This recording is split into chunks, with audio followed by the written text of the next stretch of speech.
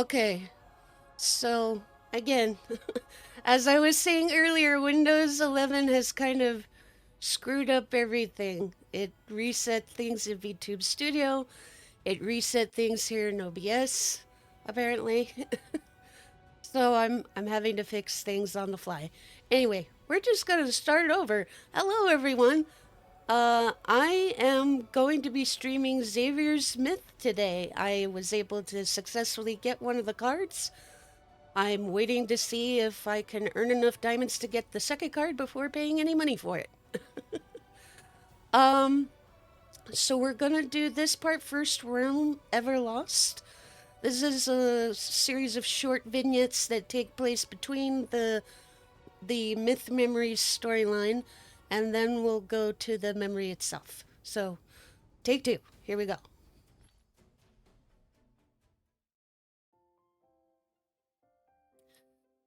Ever since Zane gave me the principles of medicine as a gift, Niamh is no longer plagued by frequent outbreaks of disease. Afterwards, Zane continues to give me gifts that are, in essence, civilization itself.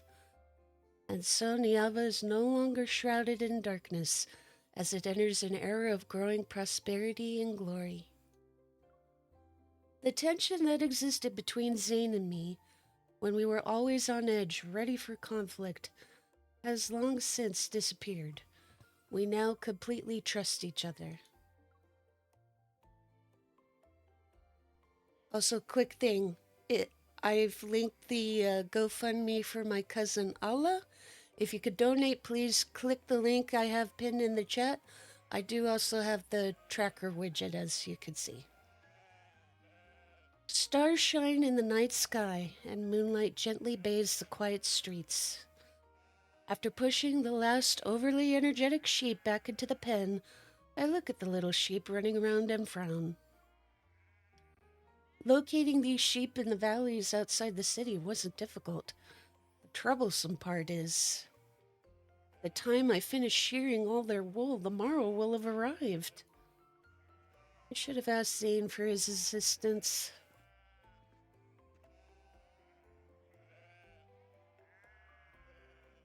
You need Zane's assistance for what exactly?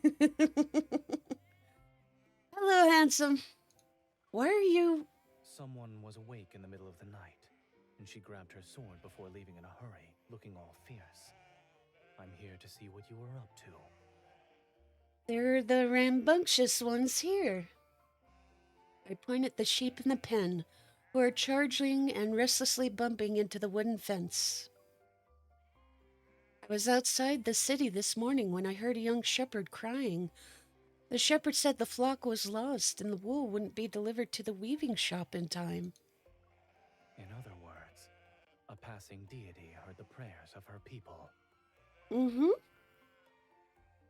Only half of the prayer has been answered. I need you to help me intimidate the flock for the other half. This favor you're asking of me is rather unusual. I move behind Zane and push him closer to the pen. You may stand here with that icy demeanor of yours. Even the monsters from the Vastrian wouldn't dare make a sound. These sheep won't be any different. I didn't say I wouldn't help you. Theatrics are unnecessary. You're already here. Hurry. Quiet. Perhaps the disobedient sheep are truly intimidated. They immediately huddled together in silence. I've done what's been asked of me. Will that suffice? I'm afraid there's more. Hmm? I scoop up a sheep with disheveled wool and shove it into Zane's arms. Then I summon my blade. Hold it. I'm shearing its wool. I don't think you would normally hold it if you're shearing it. Wouldn't you just have it stand? The sword reflects the dawn's faint light. Night has disappeared in the blink of an eye, and Zane skillfully scoops up the sheep at his feet. This is the last one.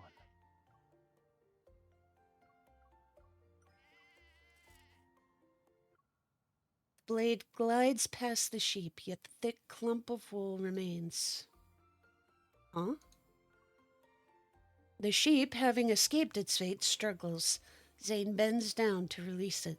Then he runs his finger along the blade. It's dull. Sometimes, the softer something is, the more powerful it becomes. Sharpening the blade won't be difficult. However, if we go to the Divine Tower, you'll see that we've run out of the necessary materials. I remember the rare ores in spring water. You brought them back some time ago. A thought flashes through my mind. Why don't we collect them together this time? The required materials are in various locations. Some places can only be reached by foot, and the trip itself will take quite a bit of time. I heard your divine statue is about to be completed, and there shall soon be a celebration. Shouldn't you stay in the Divine Tower? Assuming we combine our strengths, we can make it back before the celebration. Seeing that Zane still hasn't agreed to my proposal, I sheath my sword and grab his fingers with both my hands. I give his hand a good shake. Let's go together, Zane.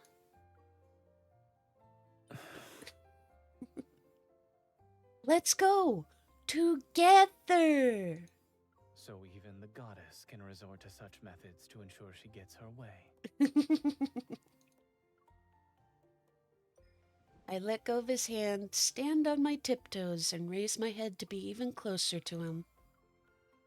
Enlighten me then. Did it work? Yes. And it only works on me.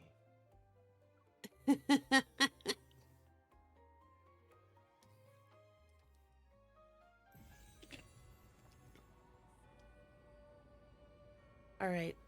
This is just a battle thing, so we can skip it. Why is your face red? What did you just drink? It was something I got from the camel caravan traders. They say it's infused with the mysterious love spice. I bought a small bottle for you. Here.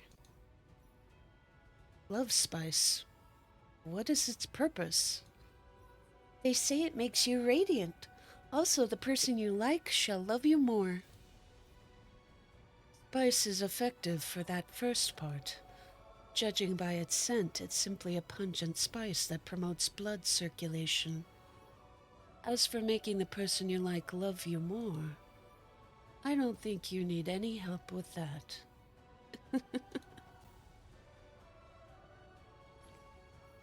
When I walked through here a long time ago, the salt marsh had yet to form. The water here is crystal clear now. It's like a mirror. Mirror, oh mirror, who's the most powerful deity in Niava? You. What an honest, clever mirror. Who's the most passionate deity in Niava? You. Who loves this deity the most? Lying is forbidden. Come here, stand next to me. Can you see who loves you most in the mirror?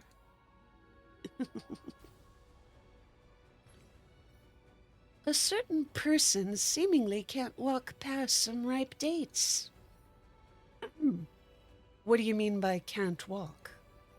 Are you referring to me or the person on my back? Yes, I'm the one who wants the dates. Are you satisfied now?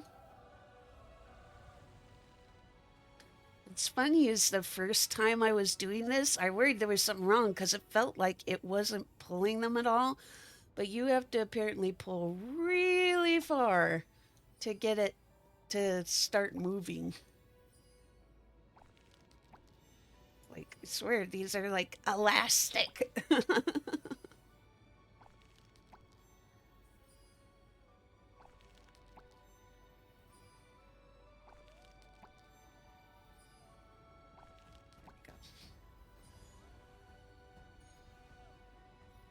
You carried me for so long. You should have the plumpest fruit.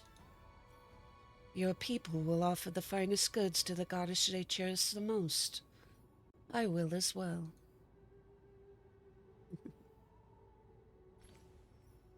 We would have been buried by that sandstorm if it weren't for these ancient walls. Perhaps we would have been discovered many years from now, just like these ruins. I hope we won't be crumbling apart by the time that happens. Come closer then. At least the future generations will be able to tell that we were together. Thane, have you ever thought about what the world would be like without gods? There would be no deities who can create. Only the world that was created would remain. Creation may no longer be a privilege of the gods. Giving this power to humans might not be a bad choice. There's another combat one. The minigame here. This broken clay tablet looks similar to the portrait I drew of you. That's because it is. I liked it so much that I brought it with me. If I knew this would happen, I would have left it in the Divine Tower's treasury. Let's try to piece it back together. I'll help you. Gotta be fast with this since it's timed.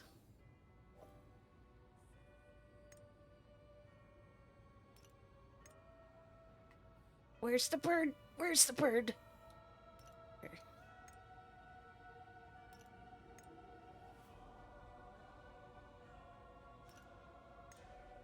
There's her. That. Ah! Hurry up, hurry up. There we go. We worked well together. You don't need to be sad anymore. Zane, I have a new idea that involves the drawing on this clay tablet. Here's my reed pen. Are you going to draw me next to you? How did you know I was planning to do that? Since we're traveling as companions, there's no need for you to be alone on the clay tablet.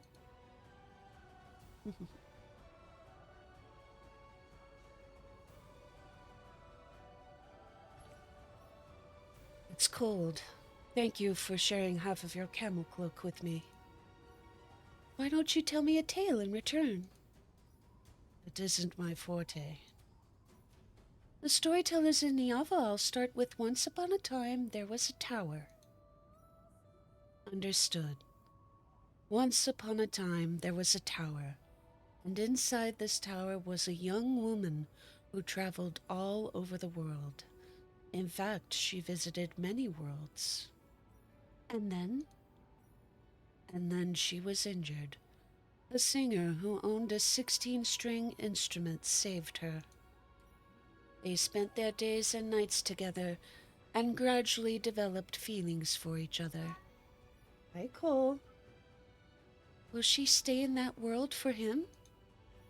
Their story isn't finished yet, so I don't know. But love truly does make some people stop in their tracks. It can also give others more courage to set out on another journey again. Okay, so we did that half, now we're over here.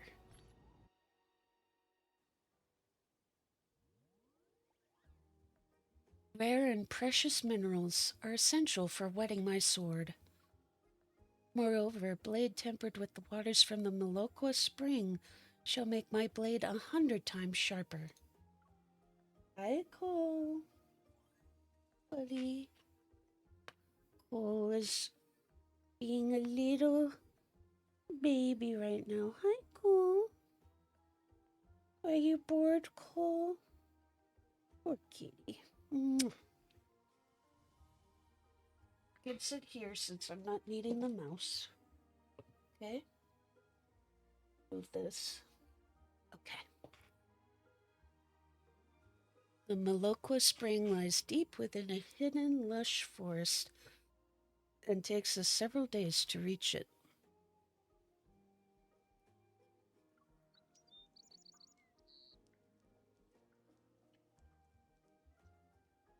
The spring's water falls in droplets one after another. Will our container ever be filled? Bless you, Cole.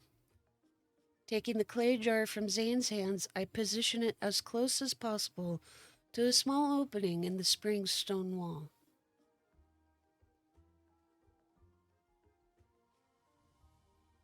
I realized I forgot something. If I'm not mistaken, we need to sing to awaken the spring water spirit. Oh no. I am gonna need the phone. The spring water spirit? I look at him skeptically. Spirits exist in all things. For places rarely touched by humans, spiritual beings may emerge over time. So the spring's name doesn't mean it produces nature's music. Rather, we need to trade a song for water. Indeed! You must move me with the most sincere singing to obtain Meloqua's waters. I recognize that voice actor. A voice suddenly erupts from the spring. This must be the spring water spirit. But it's been eons since I heard the voice I yearn for. I look at Zane, but he gestures for me to go ahead. Oh, are you just gonna stand in front of the monitor the whole time? La la la la la. La la la la la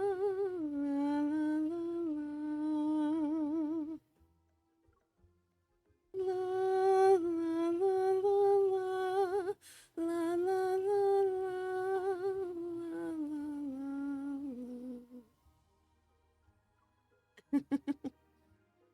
What do you think? I gave it my all. The spring water spirit clicks its tongue. It was pleasant, yes, but I still miss that time from long, long ago. The voice was deep, yet full of spirit. The song I just heard lacked that feeling. Deep yet full of spirit? Zane, you? I already know what you're going to say. But he doesn't sing. So I decided to use the same trick that worked a few days ago. Zane. Stop that. I'll sing. La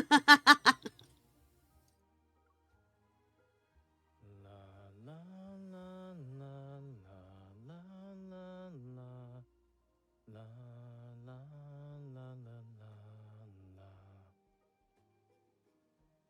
Zane stops humming and our surroundings fall silent. A moment passes, then the stingy spring surges forth with clear water. Yes, that's the voice I've longed to hear. The spring water that had been trickling just moments before now flows endlessly. The clay jar is filled, and a question surfaces in my mind. Since the voice the spring water spirit heard was yours, why didn't you sing first? Zane? I bend down and splash the spring water at him. You did that on purpose. I never heard the goddess of Niava sing before. I should thank the spring water spirit for letting me hear it today. He pauses for a moment before tidying my disheveled hair. In any case, I think I'll remember your voice for a very, very long time.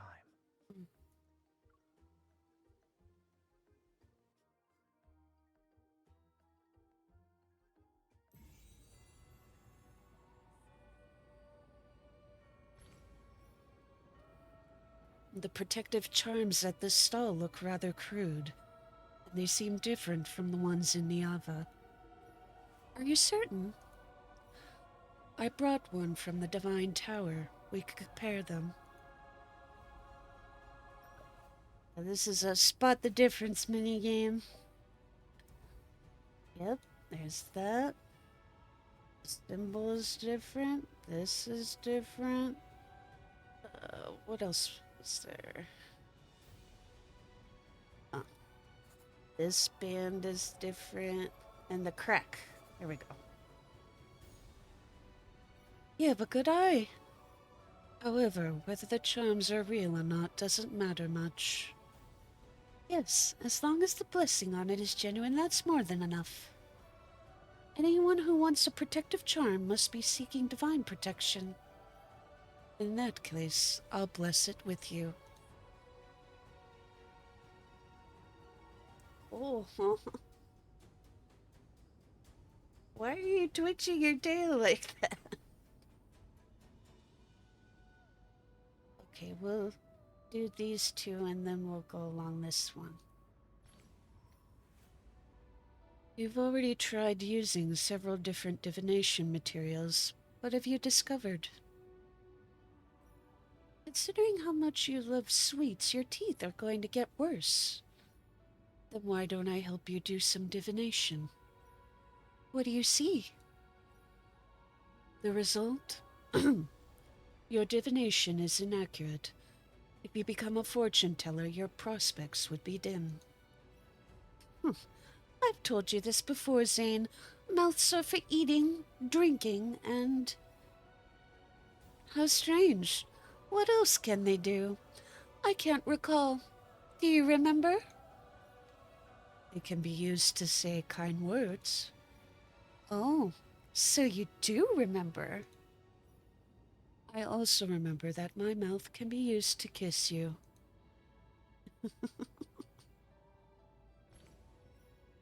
You've examined so many ores in this valley. What did you find? Doesn't look like there's a single piece that can be used to repair my blade. Perhaps your touch is too superficial. I heard that if you touch something for a long time, you can determine whether or not it belongs to you. What is your hand doing? Touching you? You didn't finish that sentence. The second half is, the longer the touch is, the easier it is to develop affection.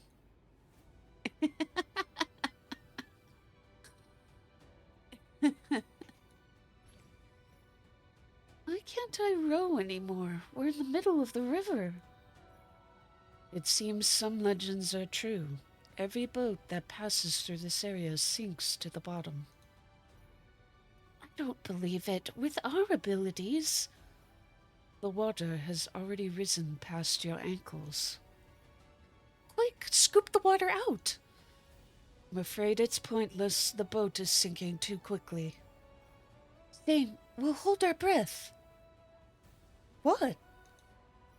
The water has only reached your waist. Stand still. There's another combat thing. There's another mini game here. Spring water, ore, and the forge's roaring flames. Everything is ready. Zane, let's start. You want to work with me? Of course. If you're too busy to help me repair my sword in the future, I could do it myself. All right. Let's work together to restore it this time. So we're gonna be fixing this.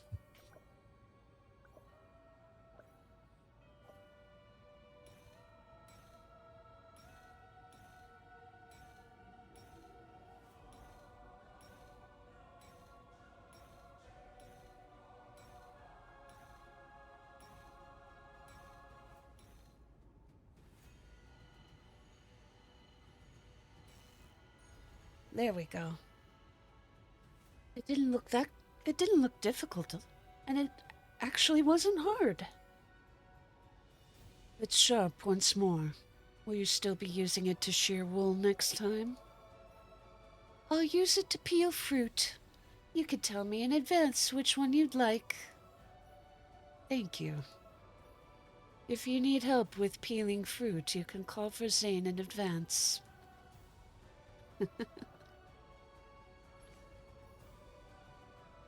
What's this? A new blindfold? It's a thank you gift for helping me sharpen my sword. I'm thinking about what pattern to embroider on it. Anything will do.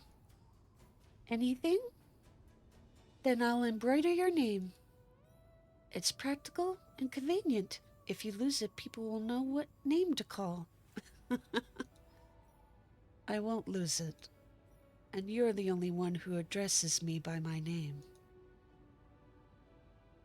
We'll do this last chapter thingy and then we'll go to the card. My journey with Zane comes to an end, and we return to the Divine Tower. Sharpening the sword isn't a difficult task. While waiting for the blade to cool, I make my way to the tower's treasury.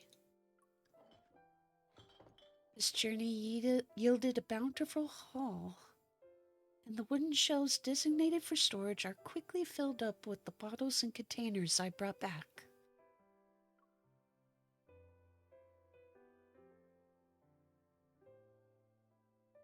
Once your sword is sharpened, the first thing you usually do is inspect it. Why are you hiding in here now? I'm organizing the treasures we brought back. Zane's gaze follows my hand as I gesture to the dazzling array of items on the shelves. Why are the date pits here? We could plant them in the garden on the top floor. When they bear fruit, we can make our own pickled dates. Remembering those cloyingly sweet dates that could slay a god, I wave my hands frantically. Planting them is fine, but you can enjoy all the pickled dates, my lord. He picks up an intricately patterned small bottle from the shelf. A rich fragrance emanates from within it. You even brought back the love spice the merchant gave you. Mm. I thought we no longer needed these sorts of objects. Oh, well, perhaps there will be a day when our feelings fade and we go our Would you allow that to happen? Of course not. The meaning of this spice is purely symbolic.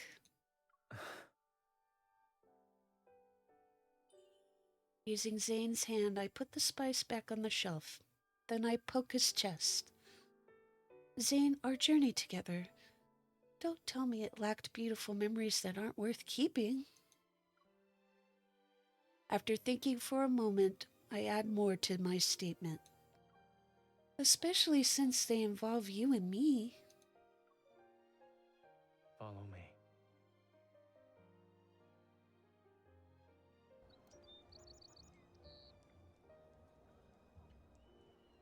Zane doesn't lead me outside. Instead, he brings me to the garden at the top of the tower. The sunset playfully paints over the city gates as lapis lazuli gaze. That's a mouthful. I want to try that again. The sunset playfully paints over the city gate's lapis lazuli glaze. The evening breeze caresses Zane's brow and his eyes.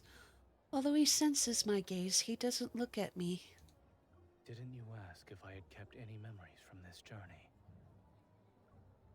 He points toward the land beyond the city. Outside the city lies a grove of date palms. That was where someone deliberately fed me unripe tart fruit. On a night when the wind howled, she shared a camel cloak with me. The weaving was somewhat coarse, yet it turned out to be exceptionally warm. In a remote village's marketplace, she was willing to bestow her greatest blessings upon the fake talismans in the villagers' hands. Deep within sandstorms lie ruins, and it was there that she told me the act of creation may no longer be a privilege of the gods one day. Zane lowers his arm. From the dense forests, rivers, and canyons, to the deserts, marshes, and mountain ranges, the memories that belong to me are in the places I've walked with you. Then promise me that in the future, you shall walk through even more places with me. He lowers his gaze and doesn't immediately answer. When we carved our names on the Destiny Stone, you promised you'd make every one of my wishes come true. I promise. Our footsteps will travel through many, many more places. It shall be no different than what we've done before. The night softly colors Zane's expression and makes it gentle. Hearing his promise, my unease from waiting to hear his answer disappears. There's one memory you missed. Oh? Shouldn't you remember the night we spent shearing wool in the city? It's the beginning of our journey.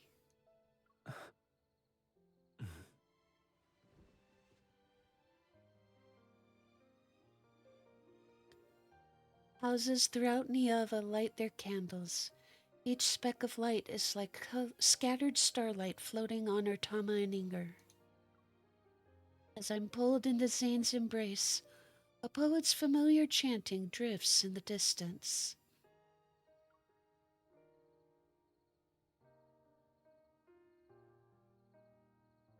O goddess of Niava, she is the most brilliant aurora beneath the heavens. Her graceful figure sweeps across the vast white salt marshes and crimson ridges. Her footsteps traverse the burning sands and rivers, the dense forests and valleys. Her sharp blade severs the umbral claws. Her divine prophecies save the land shrouded in black clouds. Music keeps us company, and we sing from sunrise to moonset. We pray that she shall protect Niava. We offer milk and honey. We present wheat and salt. May she protect Niava for all of eternity.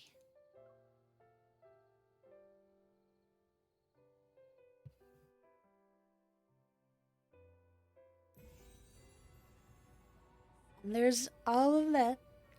And so for doing that, I got, gave me a couple of things. I got this, obviously, and I also got this card. There was another card that it also gave me for the event. Doesn't show it here though. But anyway, if you don't mind, go through this way and then through here. I'm gonna get my inhaler really quick because I'm feeling a little short of breath since I was rushing. I will be back in a few seconds. Be right back.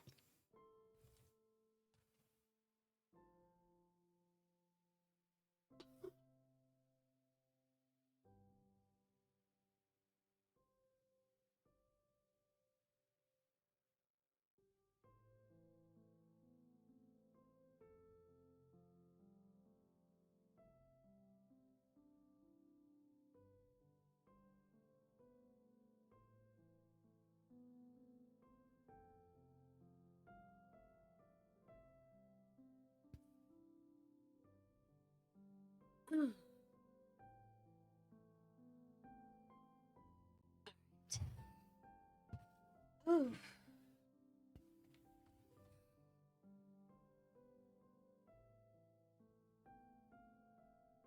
sorry about that. Okay, do you see me now, camera? There you go. All right. Have the sound back in my ears. Let me just get some of this medicine in me and we'll begin.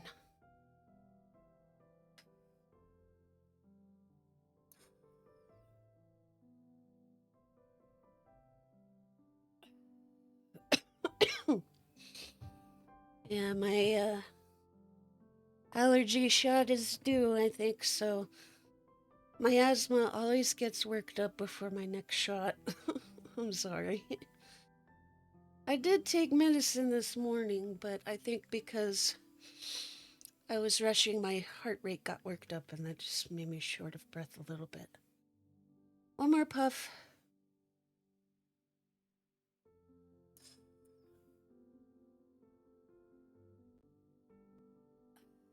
There we go.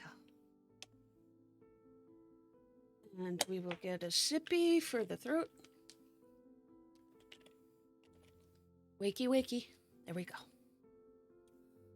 Let us begin Sacred Chapter.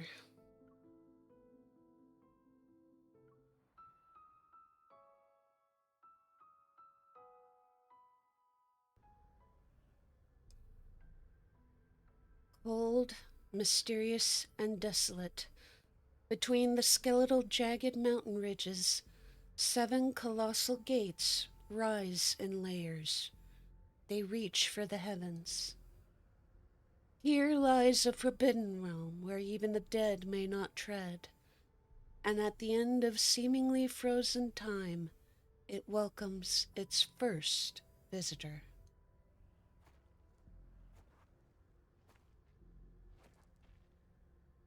You are a supreme deity, the embodiment of annihilation and divine punishment. You possess unparalleled wisdom. Turn back. Do not set foot in Everlost where returning is impossible. You mustn't become one of those lamentations who are restless for all eternity. The Creatio stone from the primordial age. It lies in the netherworld, beyond the 7 gates, yes? You already possess supreme power. Why do you still seek the authority of creation? Beyond the 7 gates is a land where neither the sun nor the moon shine. Not even life and death can reach it. Your hands may be capable of bringing about the destruction of countless eons, and your divine gaze may see the end of time. Yet once you set foot in this realm, your divine authority and radiant glory will turn into flowing sand. That price is insignificant.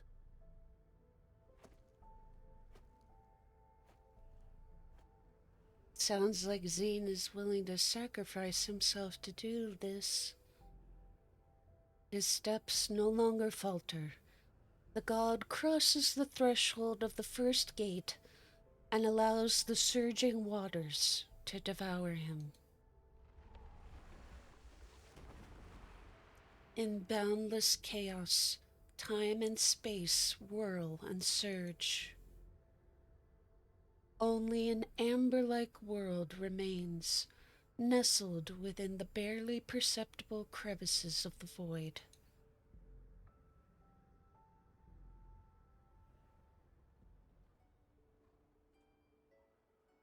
The game's a little quiet now. Turn it up a little more. Goddess of Niava, she is the most brilliant aurora beneath the heavens. We shall sing of her divine name that never fades. Well, maybe it's okay. So long as you can hear the dialogue, that's all I care about.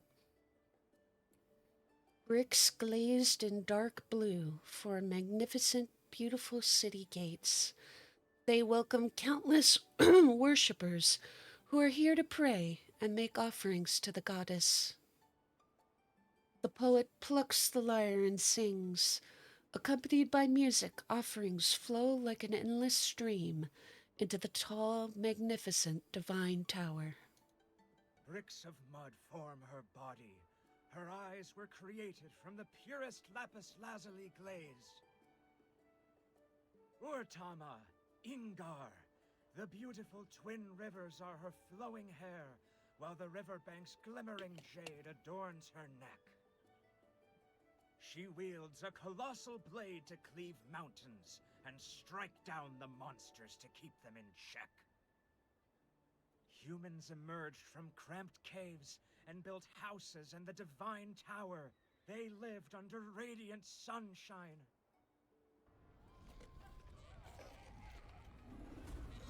The earth trembles violently as ominous black mist emerges on the horizon.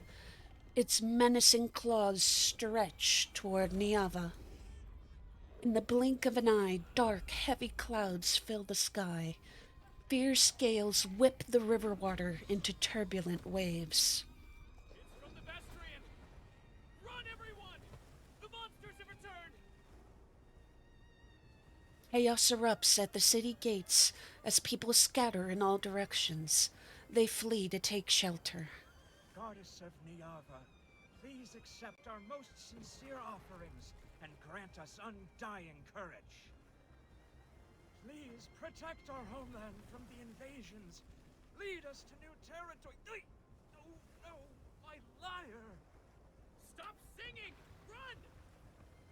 The young man, fleeing for his life, grabs the poet and his instrument before running to his home. A ray of light materializes from the top of the divine tower. It transforms into a golden arrow that tears through the clouds. Against the direction of the fleeing crowd, it rushes toward the distant horizon with the force of thunder and pierces the churning black mist.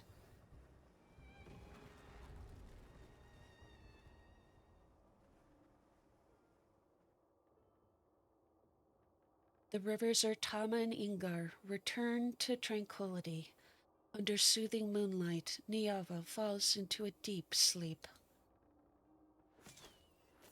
The golden arrow from that ray of light rises once more from the horizon and touches the night sky. Moments pass, then it falls into the silent divine tower and slowly transforms into an injured figure.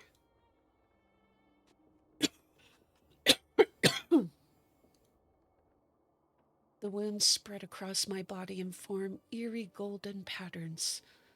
Aside from pain, I can no longer feel anything else. The black mist that clings to me is entwined around my wounds. It silently erodes my consciousness. I try to calm my rapid, pained breathing and barely manage to prop myself up with my sword. Why is this body becoming more fragile? My Niava is an extremely delicate world. It and its denizens need me. But the only one who can help me and save me. I grit my teeth. Don't want to say that name.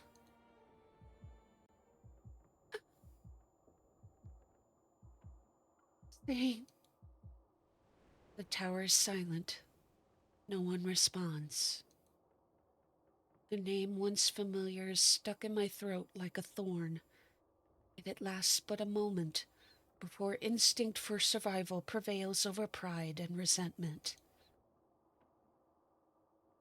Zane! Brilliant radiance containing swift, insurmountable power ripples outward. The biting wind cuts my cheeks. The pain stings. I have told you many times, the Vestrayan is not a place for the living. You shall never get the chance to return should you cross the thorny barriers again. You know my connection to this world runs deeper than blood. And yet why do you want to destroy it? Dizzy and in pain, I collapse, but he catches me. The resentment and blame in my heart haven't subsided, but a louder voice drowns out everything. I need Zane. Only he can heal my wounds and free me from this terrible suffering.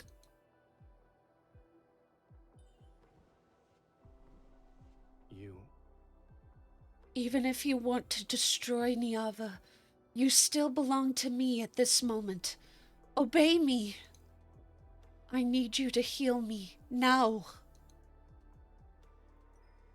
Forcefully wrapping my arms around his neck, I bite Zane's lips. Give me I want your power. Between us, there is nothing but endless taking.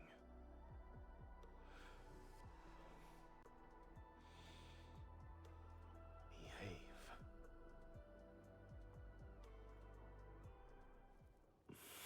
This is gonna get a little spicy.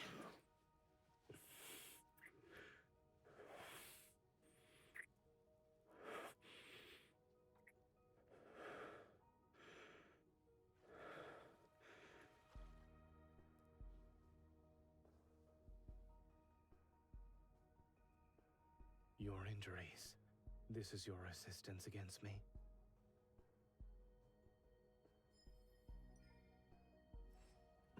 They're all because of you. To seek help from the gods, you should let the gods hear your supplications.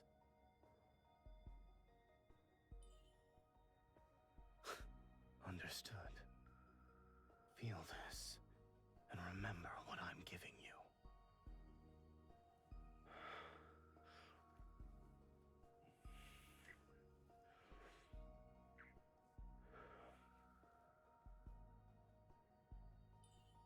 It hurts, but his power keeps flowing.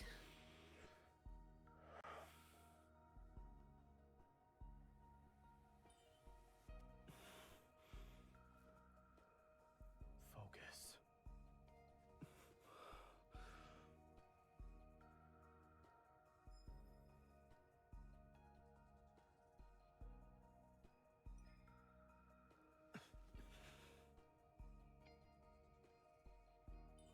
Don't even think about making me obey you. All of this is what you wished for, no?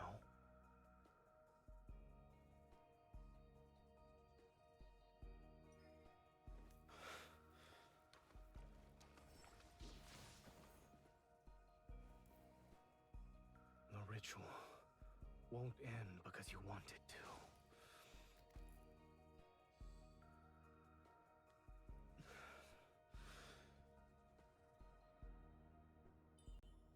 Zane, Accept it. This is a power only you can possess.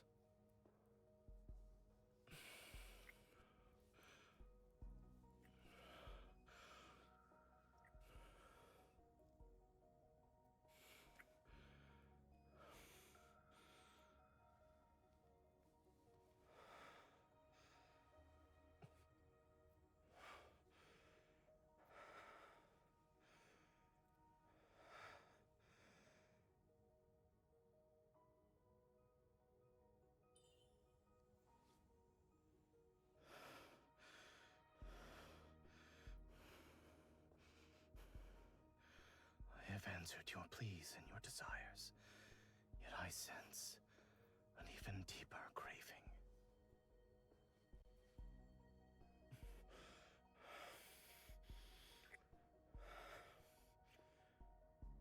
it's kind of interesting that they choose that way as a form of healing.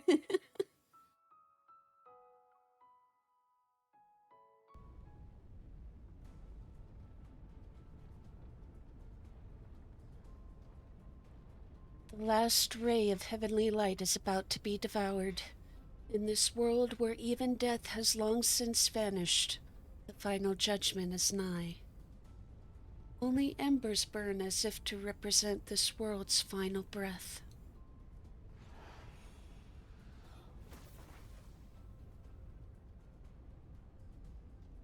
The natural order of fate is no more.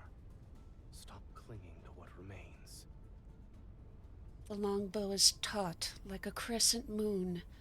Light converges onto the bowstring and transforms into arrows of molten gold. Heaven and earth sense imminent destruction. The air is filled with shrieks and wails. Annihilation balances the cosmic order. What shouldn't exist ought to crumble in Oblivion's hands. The arrows released from the bowstring transform into several streams of golden light. Earth-shattering power is unleashed. A triangular spire materializes in the void. Trapped within is a golden Inzu, its beak and feathers razor sharp. It can barely cling to life.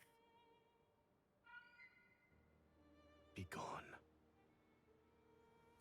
Thane tightens his grip, and golden dust falls through the gaps between his fingers. This bird meets oblivion in the distant depths of the universe, and a newly born golden Ensu spreads its wings in another unknowable place. The snowflake drifting from the unknown lands quietly on the back of his hand. It leaves behind a fleeting coldness. It's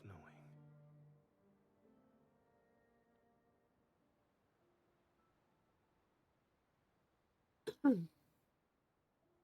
Sunlight filters through magnificent curtains and casts shimmering ripples across the pool. Within the empty hall, only my footsteps break the silence. The cracks in the blade have been repaired as well. I swing the sword and abundant power reverberates throughout the divine tower. Even my body trembles slightly. Within that brilliant radiance, another power has coalesced aside from my own aura, one whose depths are more unfathomable. Thane. We've known each other for so long that numbers are meaningless, and we once shared what seemed like the most intimate of touches and tender moments. Yet when we let go, it's as if only confrontation and estrangement remain between us.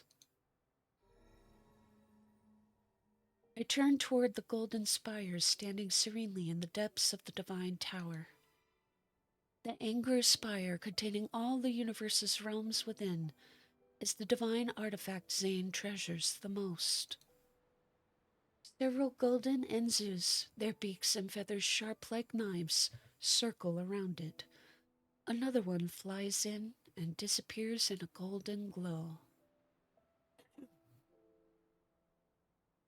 Where is your master? The Angler Spire won't answer me. Corners of my lips curl up. His absence is only to be expected. Otherwise, he'd try to stop me. It's only natural that I protect Niava and save my people. Yet he's determined to lead Niava toward destruction and annihilation. A golden Enzu lands on my fingers. I let it nuzzle my hand and exhale. When we first met, he promised to make all my wishes come true and stand by my side.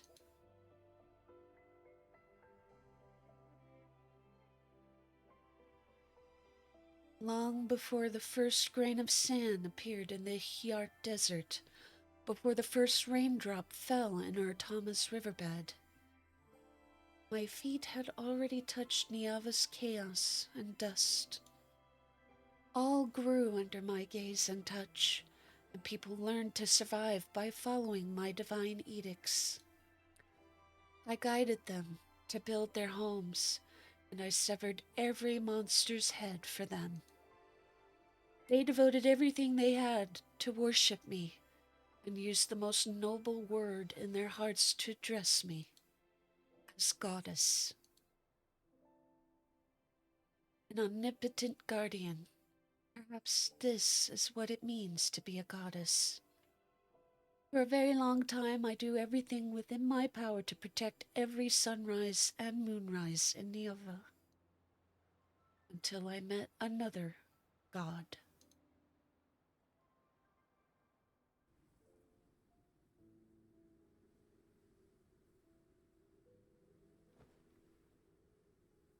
Have you thought it over? I jumped down from a boulder. The god, whose name was Zane, withdrew the Angu spire. His expression was colder and harder than stone. I have declined your offer more than once. I shall not carve my name upon your destiny stone. I let out a derisive snort and drew my sword in an attempt to strike, but the blade's light had vanished without a trace before it could even reach him. See? With your immense strength, you can be a guardian of Niava. I can tell you don't belong here. Yes, you're like a sun that belongs to another world. If you don't carve your name upon the destiny stone, you'll disappear like sand. Once my name is carved into it, the trajectory of our fates will be inseparable. Are you desperate to forge an important covenant with a man whose name you only know? Why not? I told you my name too, did I not? You're willing to go to such lengths to make me stay, all for the sake of protecting these mortals? His intense gaze fell on me. For some reason, there seemed to be a trace of anger?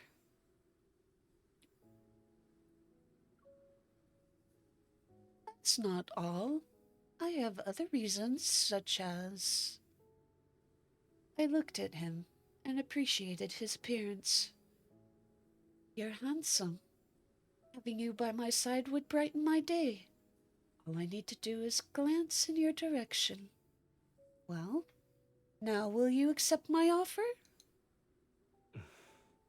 No.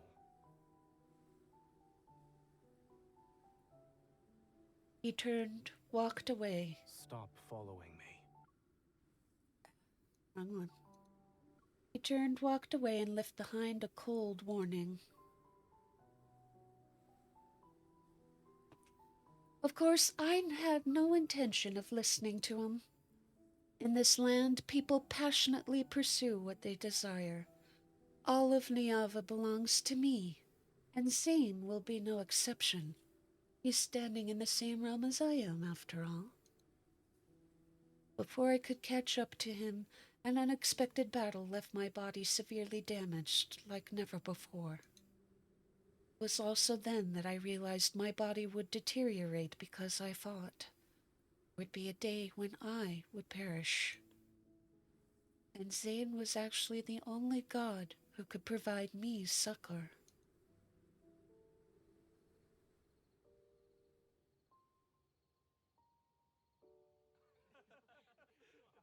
The season's threads are woven by your hand, the scales of creation rest within your wisdom's palm.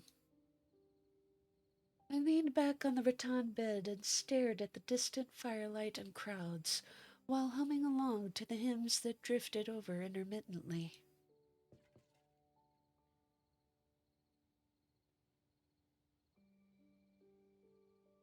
Is being worshipped and praised by humans truly a joyous thing? Being praised, yes. The songs they're writing continue to improve. I shifted to the side so that there was room on the bed. Then I pulled Zane down to sit. He still maintained that cold, indifferent demeanor. He brushed aside the sheer fabric draped over my shoulders.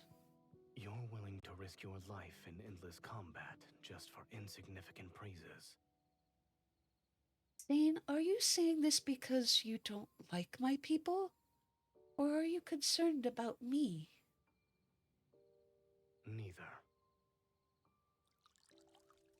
He scooped up water from the jar to wash my skin that had recently healed.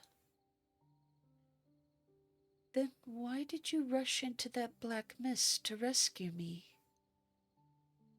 Your questions seem endless. Which means you'll have to get used to it.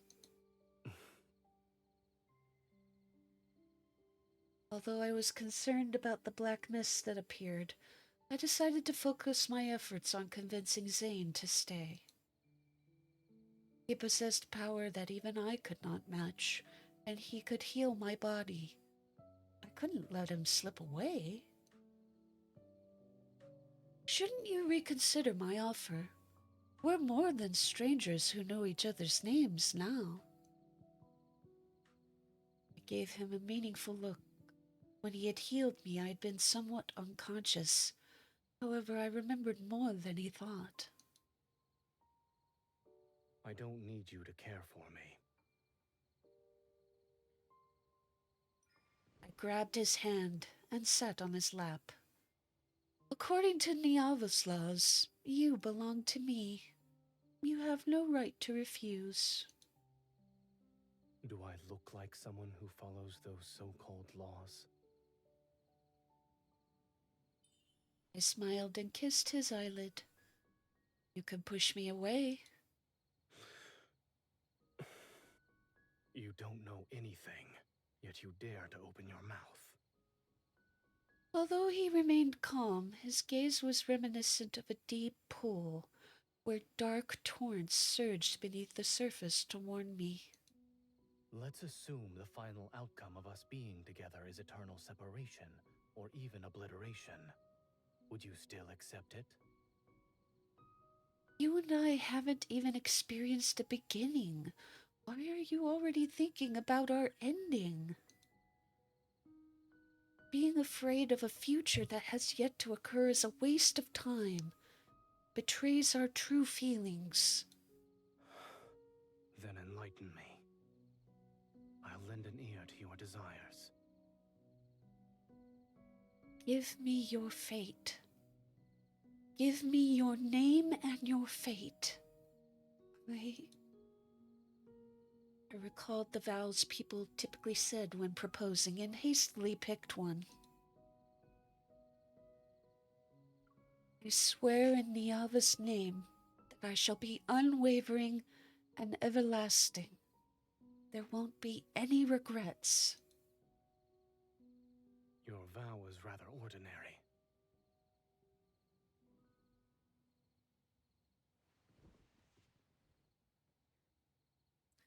He finally took my hand and slowly spread his fingers until they were intertwined with mine. If I agree, then I want you to stay by my side forever. Starting from this moment. Starting from this moment, I shall forever remain by your side.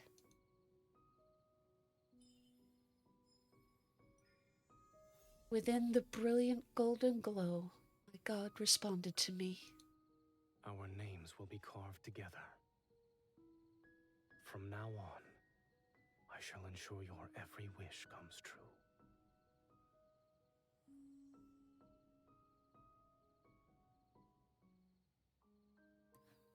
Our vow still echoes in my ears. On the destiny stone, our names remain closely intertwined. But that black mist, the appearance of the Vastrian, quickly became the beginning of the conflict between Zane and me. He did not protect Niava as I had wanted. Instead, he allowed the Vastrian to bring catastrophe and devour my people's homes. It's wrong to have those thoughts back then. How could a god who governs annihilation possibly harbor goodness and mercy toward Niava? My fingertips are pecked twice, which makes me return to the present moment. I unceremoniously poke the bird's head. What? You still want to protest on his behalf? The golden Enzu suddenly lets out a shriller cry before pecking my palm with greater force. Fresh blood immediately wells up. Before I can react, it spreads its wings and flies back into the Angru spire. Wait! You...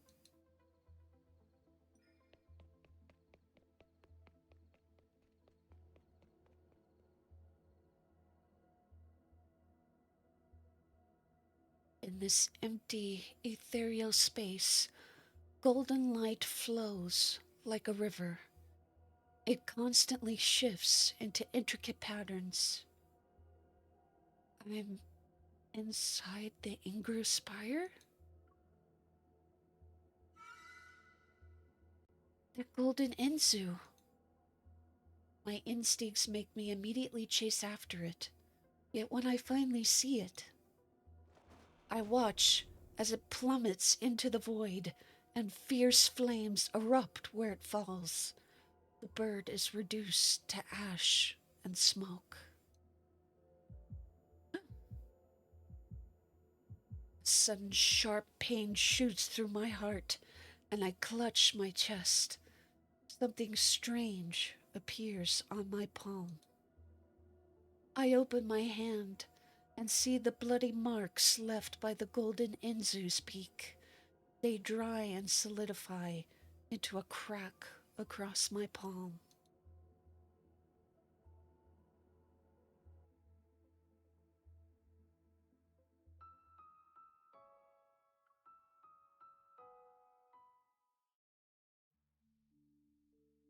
I soon understood what that strange line meant. The golden thread entwined in my hair suddenly snaps, and the broken jade cuts off a strand of hair. I hear a silent lament from Urtama. Niava's rivers, Urtama and Ingar, are akin to the two most vital arteries in a heart. But now that one river has stopped flowing, the body called Niava is about to lose life's luster. I must save Urtama. As always, the sun rises. It shines on everyone's faces and on the river water that lies still as a mirror. What are we supposed to do if the river stops flowing and dries up? Don't worry. Our goddess will protect us. Urtama will not dry up. We should hurry to the Divine Tower and offer sacrifices. Only then can we ask the goddess to bestow her divine guidance. Walking along the riverbank, I can hear people discussing Urtama's strange condition. Maybe the goddess deliberately stopped the water to prevent the wheat fields on both riverbanks from being flooded again? Indeed. If this is planned by the goddess, then we should follow suit. It's time to compose new hymns. We must sing and abide by the actions of our goddess. The worry lingers on humans' faces for only a moment. They soon hum new melodies and continue on with their daily lives.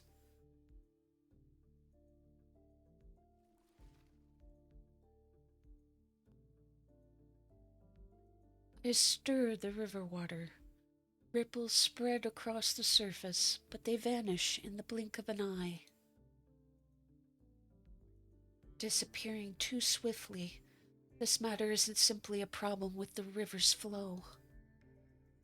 Something is messing with Urtama. Samira throws several small stones. The ripples are fainter and disappear faster. How strange. The river water is stagnant. Is this truly the goddess's will? It isn't. At least, I believe it isn't. Samira is the current ruler of Niava, and the only person I associate with. However, I only tell her that I'm the goddess's messenger. I always disguise myself as an ordinary person when I meet with her. The goddess should already be aware of Urtama's condition. She won't let disaster strike. Of course. Everyone in Niava believes our goddess shall give her blessings and protect us from evil. Even the most unruly waters will inevitably yield and obey her. The beautiful ruler respectfully bows. She intends to make me convey her reverence to the goddess.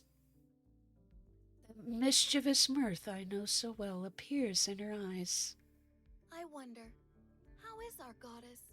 Have our offerings of gold and jade brought a smile to her face? She is well. Why do you ask? You've told me before that she is deeply troubled because of a man? Back then, it was because I wanted to break into the Vastrian. Zane and I didn't speak for a long time. It just so happened that Samira was leading a group of worshippers at the Divine Tower. I couldn't help but share a few things. I didn't expect her to still remember. It wouldn't be appropriate for me to inquire about such matters. I try to gloss over it, but displeasure and helplessness surface in my heart once more. After treating my injuries, Zane vanished without a trace again.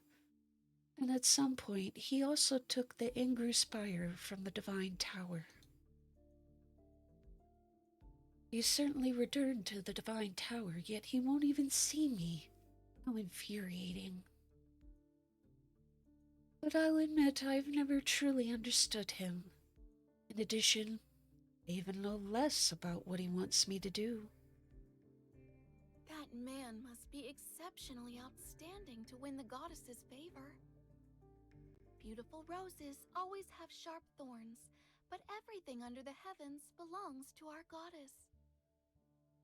A mere man will certainly bow down at her feet. You're right. Our goddess is omnipotent.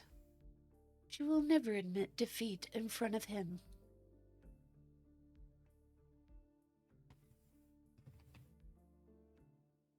After Samira leaves, I ensure no one is around.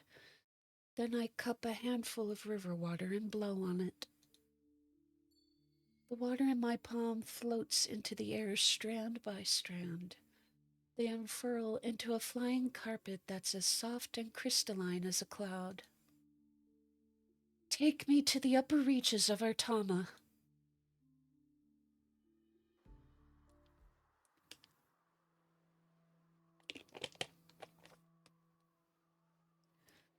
Mist spreads as the night deepens, and a subtle presence in the wind becomes increasingly pronounced. The closer I get to the source of Artama, the more certain my suspicions become. It's the Zane's power. This presence, it's the same as what I've been exposed to before. It's Zane's power. Is he stopping the river from flowing? Several strands of complex emotions are ensnared in my heart, and the flying carpet woven from water seems to sense my restlessness. It speeds up.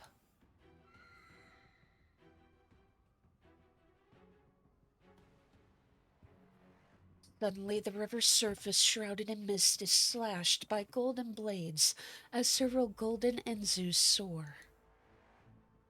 Golden Enzus? Zane is here. They fly without delay, as if something urgent is driving them forward. Seeing that I had caught up, the golden Enzus cry out as they change direction. They quickly head toward the river's source. As if passing through an invisible barrier, violent winds materialize around me. They stir the water to create towering waves. At the end of the river's source, a monster covered entirely in crystals is entrenched. Strange, chaotic streams of light swirl around its body. Its mountain-like physique is blocking the water's flow. No wonder the river is stagnant. It's hideous, and unlike the ones in the Vastrian. The god who has pursuing it wields his bow as he floats in midair. The mist is stirred and it swirls around his body. Under dim moonlight, Zane's expression is cold and ruthless. His golden arrows are aimed at the injured, roaring monsters standing in the water. This is where you shall perish. Struggling is a futile endeavor. The severely wounded monster attacks frantically. I quickly leap into the air while the flying carpet gets smashed into the water. Would have come to this place. Leave. Zane keeps his gaze fixed on what's ahead. One hand holds his bow while the other traces golden runes in the air. He intends to teleport me away. All of Niava belongs to me. I could be anywhere on this world if I so wish. Over here. Don't give it another opening. I grab my sword and fly to Zane's side. The monster pivots and charges toward us. Perfect. Let's see how sharp my repaired sword is. Zane raises his hand and summons the Angru Spire. Brilliant light spills out from the golden divine artifact. A burning mark is etched onto the monster's body. Aim for its weak spot. I see it. My vision is consumed by refulgent light as the power of resonance imbues my blade with tremendous energy. I swing my great sword to attack. Meanwhile, Zane's fingertips on the bowstring blaze with a spectacular radiance. The longbow is drawn, its appearance akin to a perfect full moon under tremendous force. Let's make this quick. Golden arrows carrying apocalyptic power pierce the monster's body. At the same time, my sword strikes where the mark guides me. That should finish it. Something's not right. Huh? Violent tremors accompanied by agonized roars shake the land as the riverbed and area under the monster crumble. The dying beast bursts forth with terrifying energy as if it's trying to devour the space around it. Go. Several golden runes quickly become entwined around my body. They're about to push me toward a distant place. By some uncanny impulse, I tightly hold onto his hand. Our surroundings disappear like rushing river water during our rapid descent. Before my consciousness is devoured by boundless darkness, I only remember that trace of warmth I'm clutching tightly with my fingers. I refuse to let it go.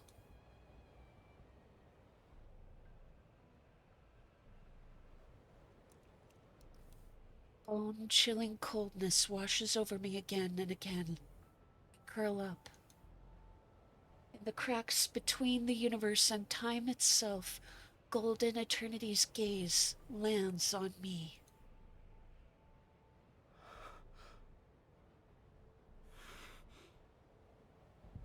Who? Is that my name? I want to see the voice's owner, but a hand suddenly covers my eyes. There's no need to rush. You need to sleep for a long time. Cold sensation fades. Warm golden light envelops me. There will be a day when we meet again.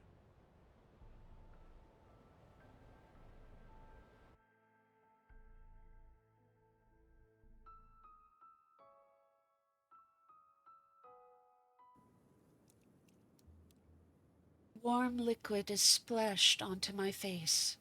There's a moist sensation and the metallic scent of blood fills my nostrils. I open my eyes. If you had woken up any later, you would have been swallowed by the sea of sand. Seemingly alive, waves of white sand slowly rise and fall. They surge toward us again and again. Looking at the arm around my waist, I lift my head. Zane is sitting against a black stone about half a person's height. He's holding me in his embrace to an extent. A golden barrier envelops us to keep the endless waves at bay. Where are we? Inside that monster's stomach? Worse, I'm afraid. This place is inside its protocore.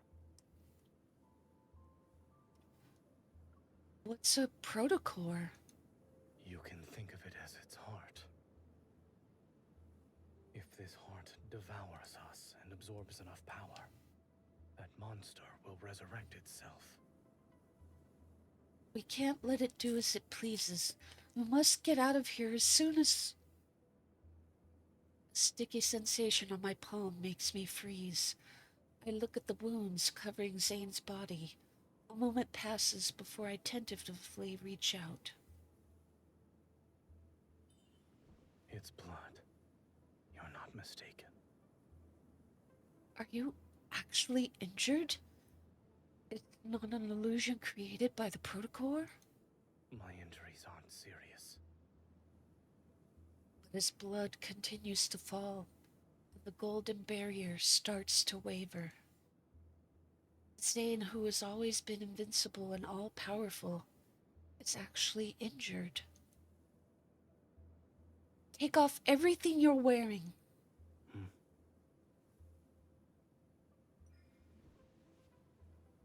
Seeing him not move, I use one hand to tear away the remaining clothes on his body, while using my other hand to retrieve the water pouch from my waist. I pour water over his wounds. This is holy water from the tower's pool. Once the bleeding stops, you should feel better.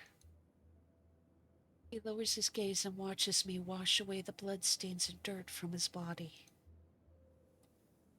You also healed me like this when my body collapsed for the first time. He most likely recalls those distant days, those times when I'd at least embrace him with a smile.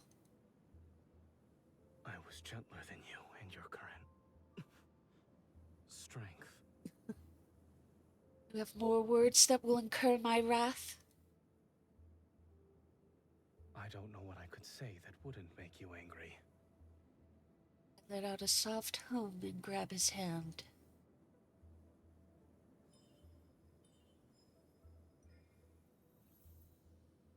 Why are you helping me?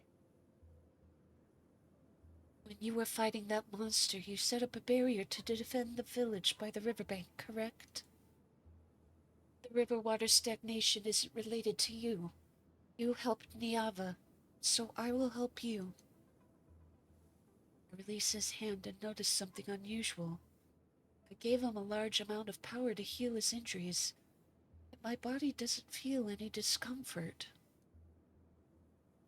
On the contrary, it's Zane, who, despite possessing power far greater than mine, was actually injured to this extent. Was the monster truly formidable? Or is this cursed place affecting Zane? Many doubts gather in my mind. I decided to ask Zane about it. Why did that monster appear? How did you discover it? As you can see, I happened to spot it while passing by. Nothing more, nothing less. I refuse to believe you'd pass by Artama's source on a whim. Then let's say I went there to clear my mind. God with a heart of stone. You need time to clear your mind? Anger, sadness, fear, dejection. I can perceive the same emotions as you. I can't tell. Speaking of which, I fought near the Vastrian many times before. But this is the first time I've seen a monster covered entirely in crystals like that. Do you know of its origins? I'm sorry to disappoint you, but this is also the first time I've seen it in Niava. Zane turns toward the churning waves of sand, and he seems to be looking at somewhere further away. I follow his gaze, but there's only an endless expanse of white. Hopefully it'll be the last time, too. This place is peculiar. Don't you think this place is very peculiar? My body, which constantly needs to be healed, is unharmed. But here you are, covered in wounds. I suppose this place likes you more, so it wants to devour you more. That depends on whether or not it has the ability to do so. Thane traces another rune in the air, and the barrier immediately becomes wider and more expansive. It envelops a larger part of the desert. I need to recover my strength. Don't leave until then. Do you know how to leave this place? I don't, so we might as well destroy it. How is that difficult? We don't need to wait for you to recover your strength. I grab my sword's hilt, and a gentle power flows through my body. This unprecedented condition gives me more confidence. Leave it to me. Wait.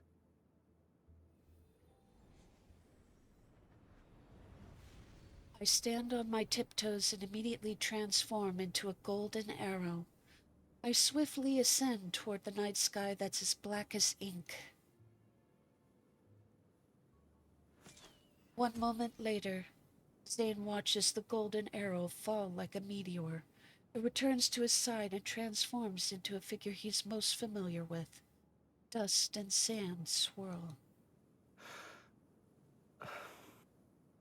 Draping his outer robe over her, Zane closes his eyes and silently focuses on restoring his power.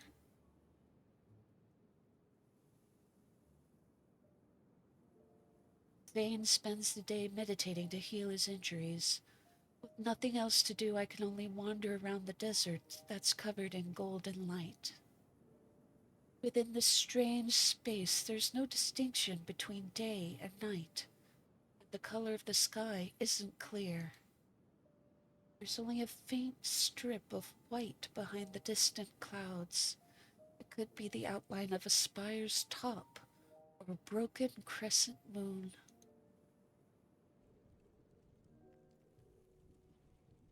I build a bonfire. While I'm listlessly piling up sand, Zane quietly sits down beside me. The Divine Tower? Correct. And it looks like your injuries have healed to some extent. Zane opens his palm, and the angry spire manifests above it. Aside from the light being somewhat dim, there are no other abnormalities. Here, drink some water. He looks at the water pouch I'm holding but doesn't move. My hands hurt. Haven't you recovered? Do you typically argue with the injured?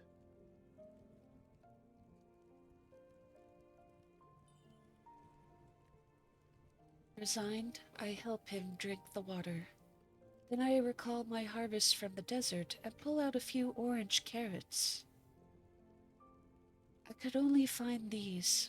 There's nothing else that's edible. Eating something might help you recover faster. That won't be necessary. I already tasted them for you. They're not bad, and they're crisp. I'm leaving. He quickly returns to the black stone's side, sits down again, and dons on that dignified, serene appearance. I'm left alone with the carrots. I watch his figure and inexplicably sense a hint of fleeing in defeat.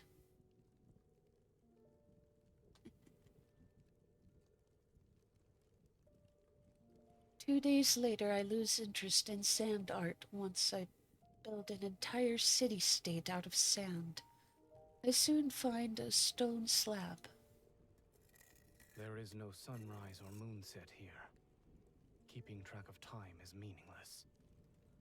I'm not keeping track of time. Then what are you doing? I'm drawing you. I blow away the debris and dust. I point out the crooked lines that vaguely resemble his figure. This is how you appeared when you were injured, and this is you when you let me give you water. Over here is how you looked while recovering. When we return to the tower, I'll put it in the most prominent place. You'll remember such disheveled moments whenever you see it. Childish. Let me show you something that's not childish, then. Using my memory, I carefully draw symbols in the sand before me. Several rocks here had these. It was almost like someone carved them. Assuming they're text, these symbols don't belong to the Niavan language. Can you read them? This space doesn't truly exist. It's simply a shadow cast from somewhere else. These symbols might be from the past, or perhaps they exist in a more distant future. I have to admit that I kind of wondered if maybe this space was connected to the place where Raphael is for the Abyss Walker memory. In either case, they're of no use to us. Are you saying that everything we're seeing and touching is an illusion? No, you can actually die here.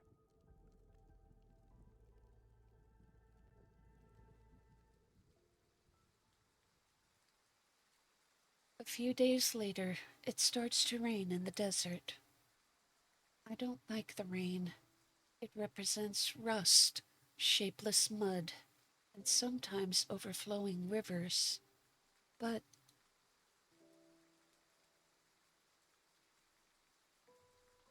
the rain here is beautiful. Countless fluorescent blue raindrops fall like stardust from distant realms. They cascade through golden halos, and their splashes leave shimmering glimmers. If what you said is true, then do these droplets also come from the past? Or the future, perchance? Neither. They are time itself. I don't understand. He raises his hand, and the Ingru spire gleams with golden light. It's more brilliant and dazzling than ever before. In other words, Zane has fully recovered. We'll leave once the rain stops. All right. How strange. I don't feel the joy I expected. There's only a subtle melancholy. When we return to Niava, will we go back to being how we were before? What do you mean? We'll only appear to be cordial, when the reality is we're emotionally distant, like strangers. Do you want us to be like that? I shake my head. I know you have things you need to do. There are secrets you can't discuss with me. But I've also speculated countless times. I thought maybe you never truly intended for Niava to be destroyed. After all, there are many things you wouldn't need to intervene in. What is the answer you desire?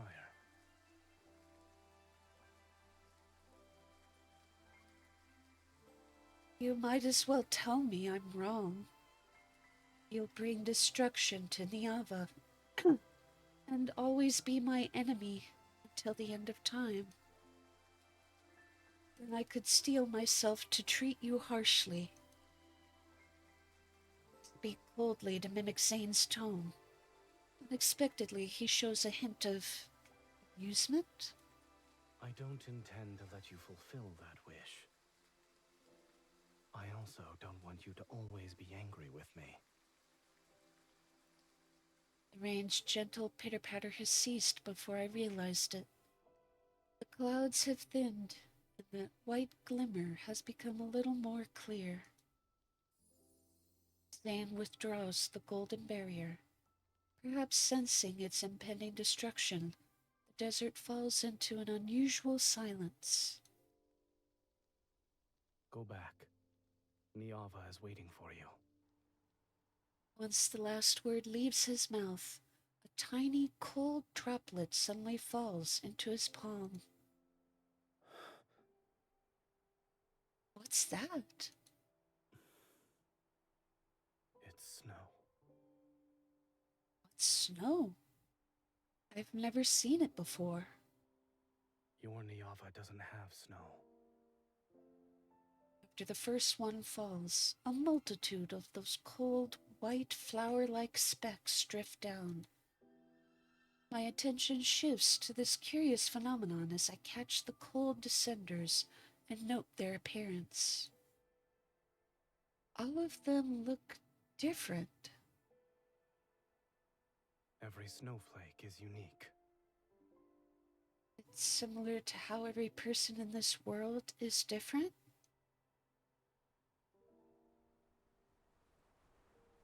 The snowfall grows heavy and shows no signs of stopping.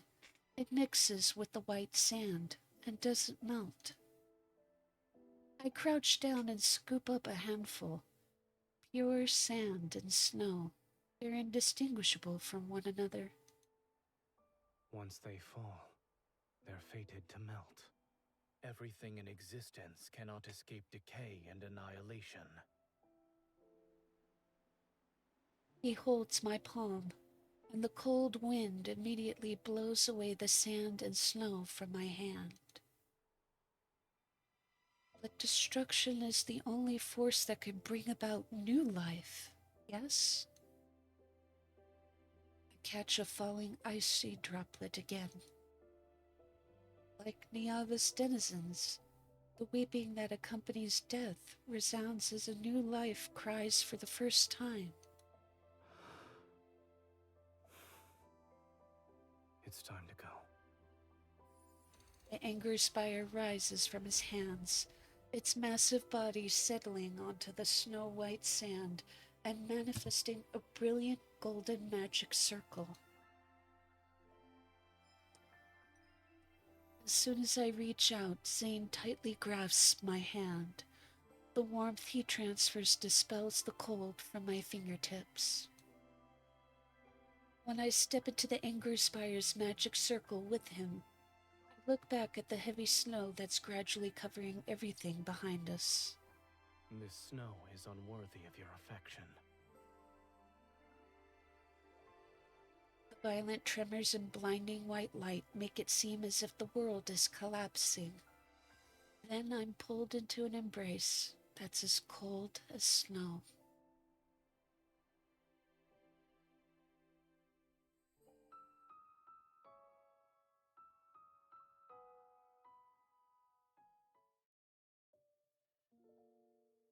I would still remember those brief, dreamlike days long after they've passed.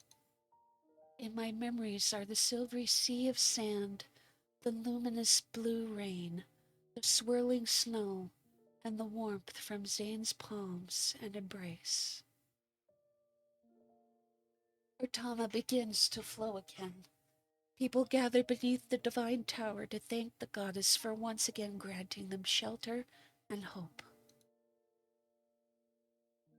However, a vague sense of worry and unease still lingers in my heart. It spreads with every drop of blood that flows and diffuses into blurry nightmares.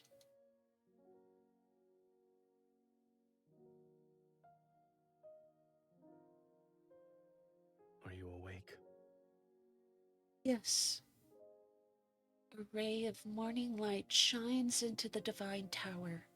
It draws a sharp line of light and shadow across the smooth tiles. Groggy, I sit up in bed and watch Zane dress himself. In an unhurried manner, he puts on his accessories.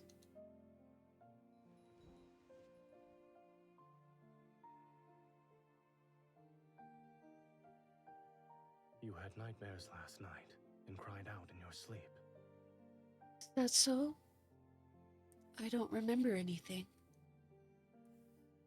I suppose I did have a dream. It's most likely a terrible one, which is why my subconscious doesn't want to remember it. What did I say? I only heard you cry out, Niava. Then... gave me a good wallop. Truly?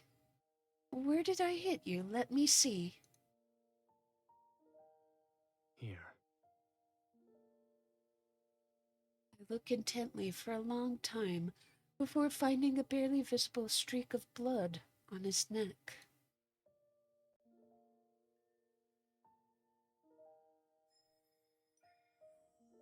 It's better now. A few golden enzus land on the tops of the pillars. They cast a golden glow. Dazed, I catch sight of Zane smiling, very faintly. Since returning from Artama, our relationship has improved considerably. Whenever I wake up, I often see him. You're afraid of something. I only knew you had the power to destroy the world, but I didn't know you also had the ability to interpret dreams. I can tell simply by looking at your eyes. Special powers aren't necessary.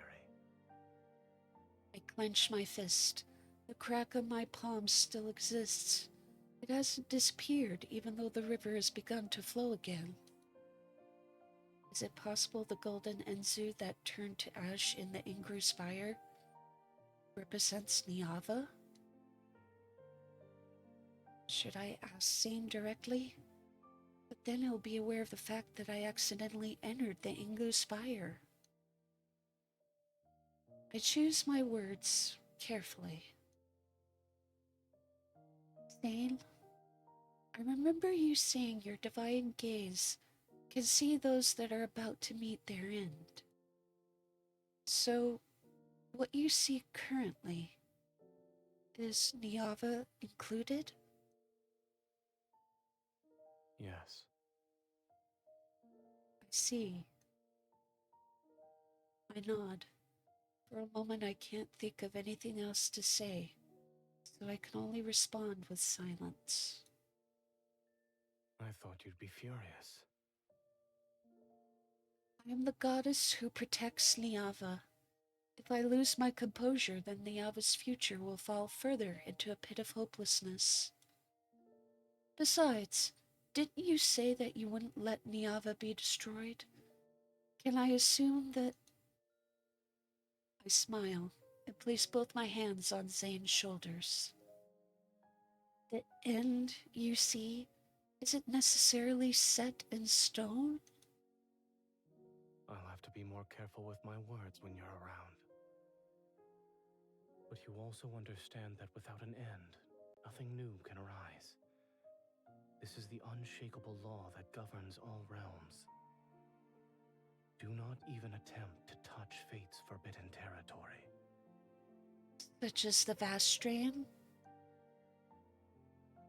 I sigh. My relationship with Zane has improved so much as of late. I don't want to get into another argument with him again. I understand. I won't take any risks. I give him a hug before jumping down from the bed, just as I'm about to head outside. Where are we going? My belt gets caught and I turn around. I haven't decided yet. Maybe I'll walk around and think about how to save Niava. Come with me then. He pauses. His fingers that rest on my waist falter before tightening their grip. He clears his throat. There's a gift I want to give to you.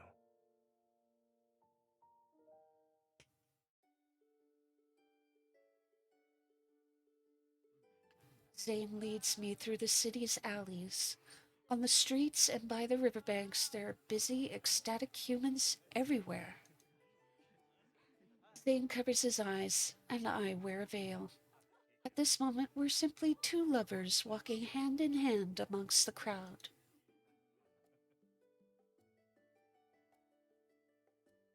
What is this gift? This is the third time you've asked this question. I'm doing my best to restrain myself for the third time. Curiosity about the gift overshadows the slight unease in my heart.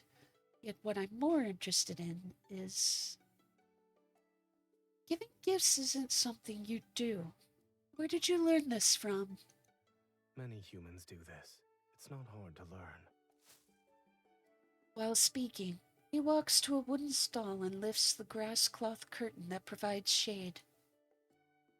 Is Sagria here? High Priest? It's been a long time since I've seen you. An elderly woman walks out of the wooden stall with trembling steps, and once she sees Zane, her wrinkles are filled with happiness.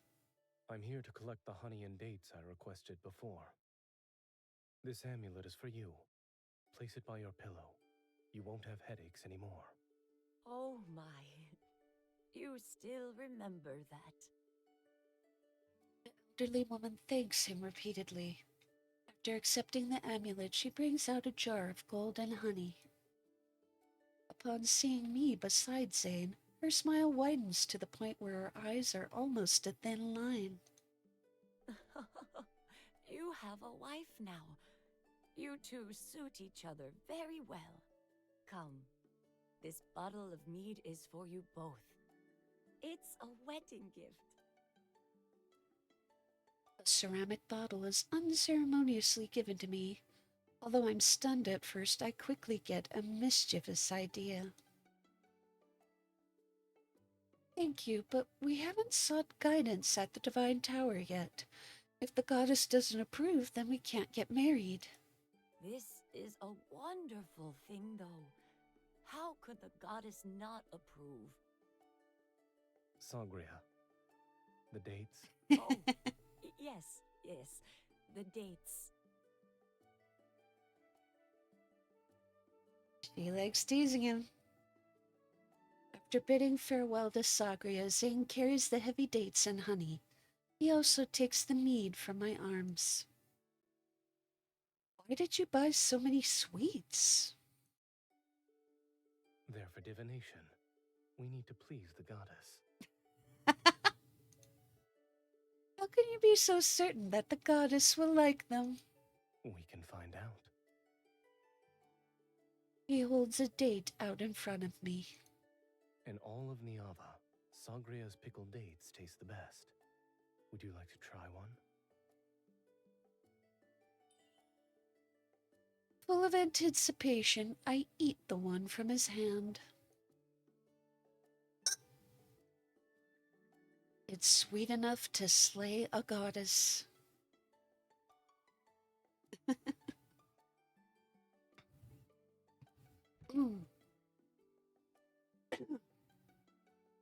Near the riverbank, Zane knocks on the door of a mud house.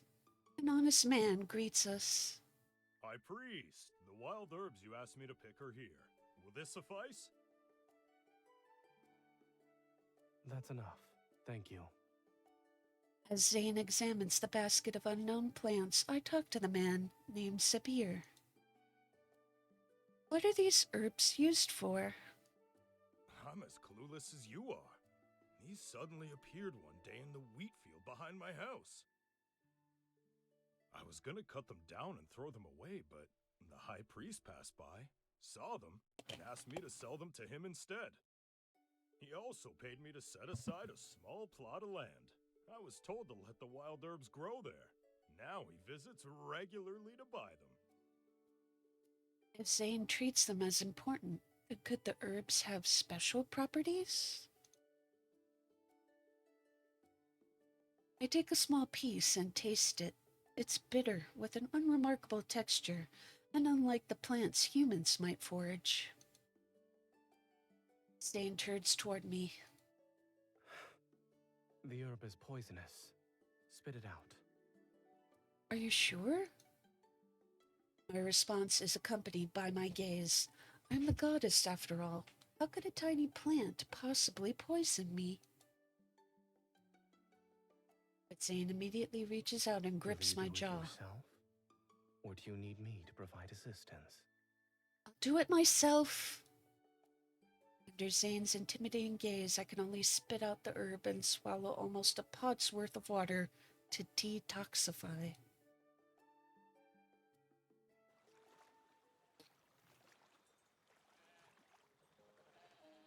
We continue walking downstream along the riverbank.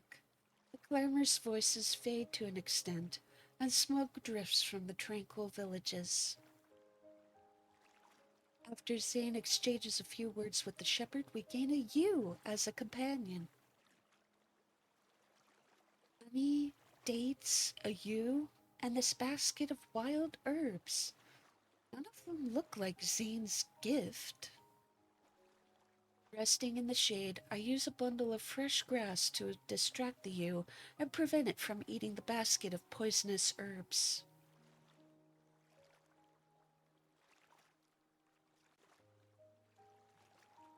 Neat.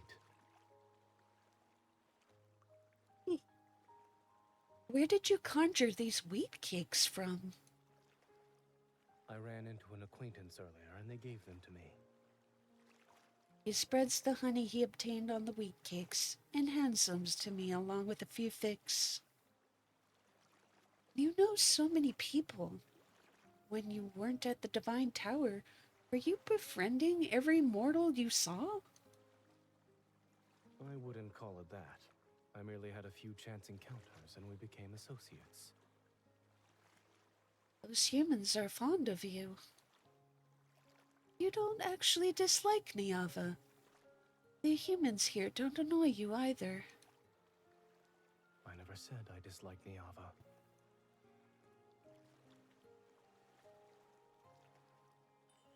I gently punch him. You could have explained this to me earlier, yet you let me have misunderstandings about you for so long.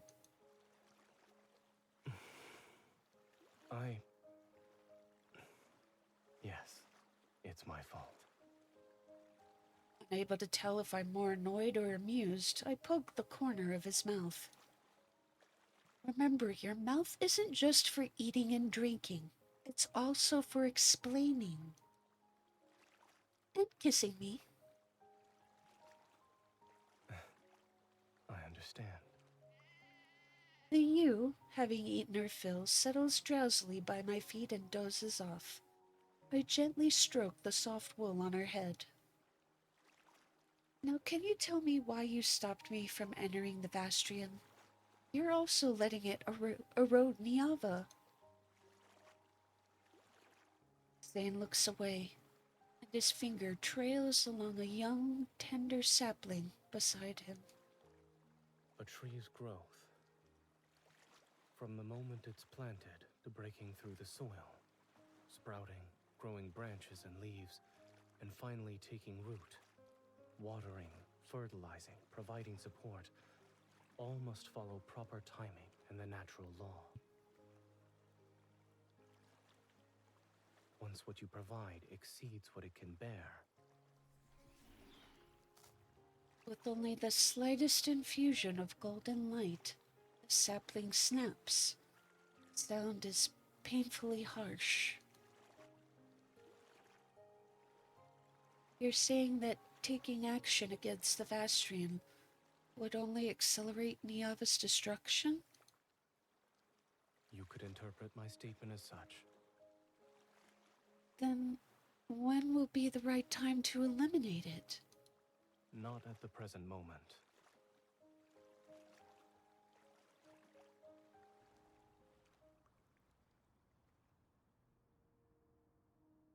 After passing through another wheat field, Zane finally brings me to our destination, a home that belongs to farmers. After unloading the items the ewe had been carrying, a weathered woman welcomes us into the house. High Priest. How has Nagan been these past few days? I followed your instructions. I carried him to the river each day to wash him and fumigated his room with torches. He's been awake for longer periods, but the evil presence on his chest still hasn't disappeared. Let me examine him first. She is an envoy from the Divine Tower. She shall bestow the goddess's blessing upon your child. I feel a gentle push at my back. Realizing what's expected of me, I nod respectfully to the woman. She wipes away her tears and bows to me in return. May the grace of the goddess descend upon this place. Come with me.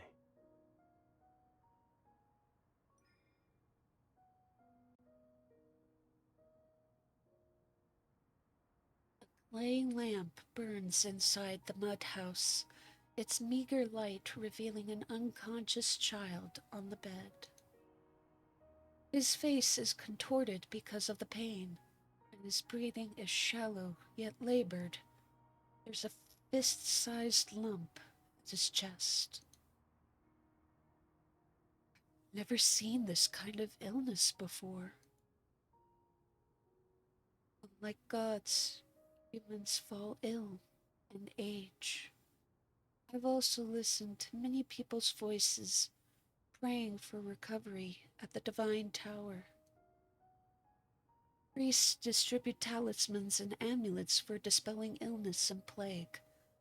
Other than that, humans can only pray and wait. There's no fever, and the blood spots on his body have faded significantly. We can expel the evil presence from his body today. Have you examined this child many times before? Yes. Before entering, I noticed several rolls of linen in the corner of the courtyard. They're burial shrouds that were apparently prepared for this child.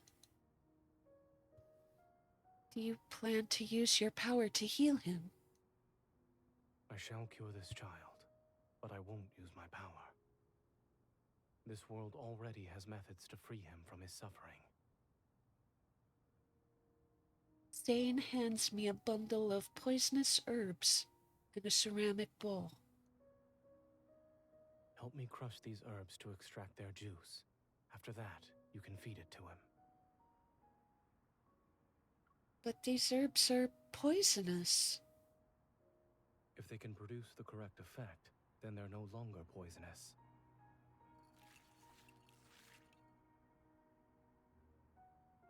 I feed the viscous juice to the child. Then I turn to see Zane taking out that jar of honey again. After driving away the evil presence from his chest, we need to apply honey. What you'll need to do won't just be bestowing the blessings of the goddess. Amidst the tearful prayers of the mother outside, Zane heats a thin blade over the flame for a moment. Remember everything I do from this point forth.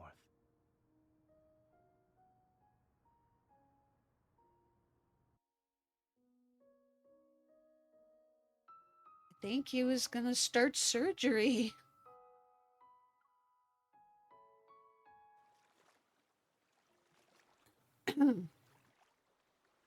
There is no moon tonight, and the stars scattered across the night sky are like glimmers of light on a dark river's surface.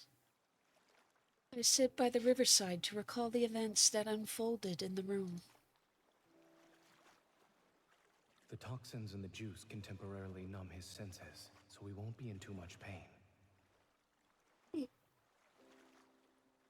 After removing the tumor and surrounding necrotic tissue, mix fine salt and honey. Apply the poultice here. This will help the wound heal. Then use sheep's milk to detoxify him and nourish his body. Zane's voice was calm and quiet, his movements composed. With his care, the child's pained expression gradually disappeared. He will survive.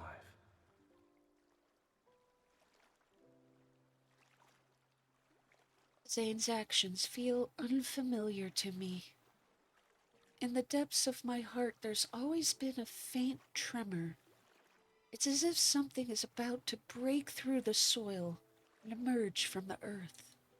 Clean his body every other day, but don't touch the wound. You can feed him more sheep's milk.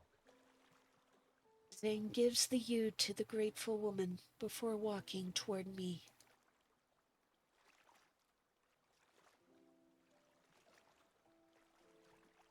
What are you thinking about?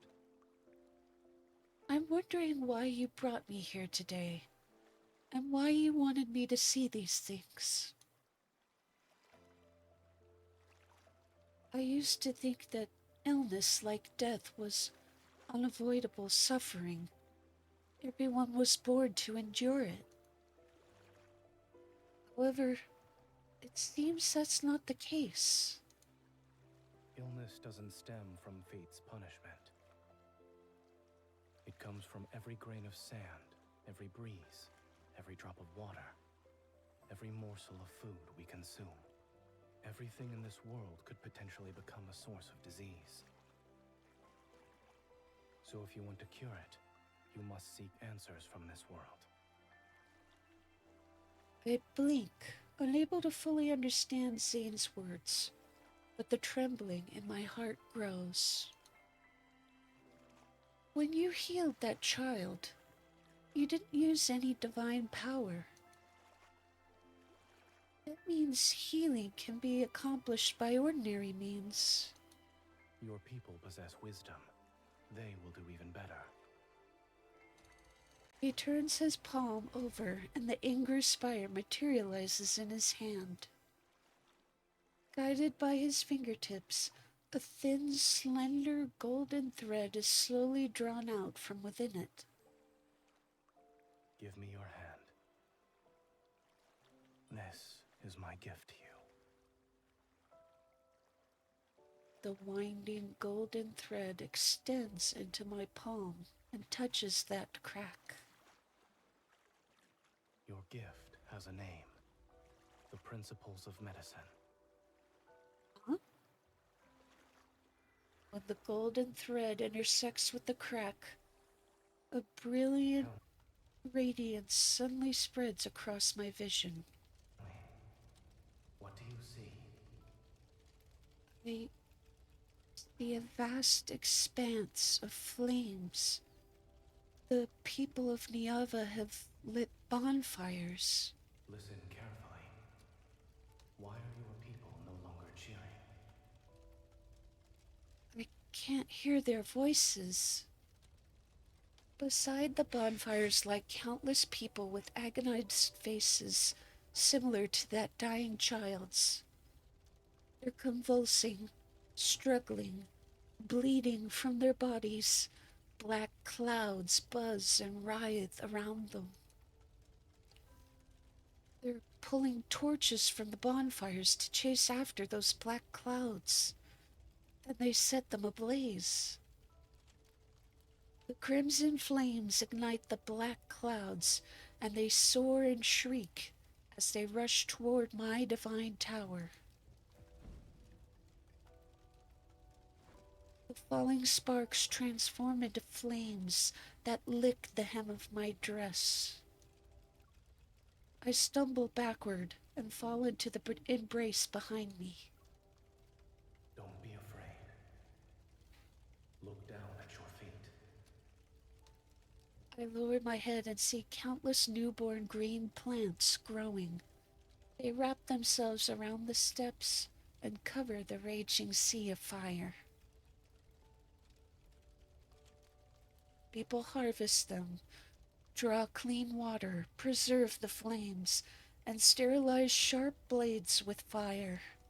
They do it in the same way Zane did. All of this, everything you see, you can call it medicine. It's a tangible form of the principles of medicine. Knowledge meant to heal diseases and recover from plagues. From now on, your Niava will never again be driven to desperation by disease.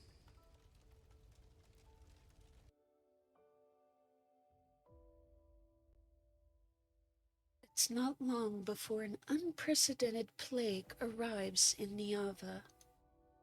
I taught these principles of medicine to Samira in the form of a divine prophecy. Soon the suffering people lit fires, killed insects and flies, gathered unfamiliar plants they had never before recognized, and consumed their extracts. They began to ask about how the blood in their bodies flows, why their hearts are able to beat, and how their bones support them. The looming shadow of disease gradually fades from Niava. After that, Thane gave me more gifts. Iron casting, metallurgy, water management, land reclamation, calendars, mathematics. Each gift ultimately made life more vibrant through people's wisdom.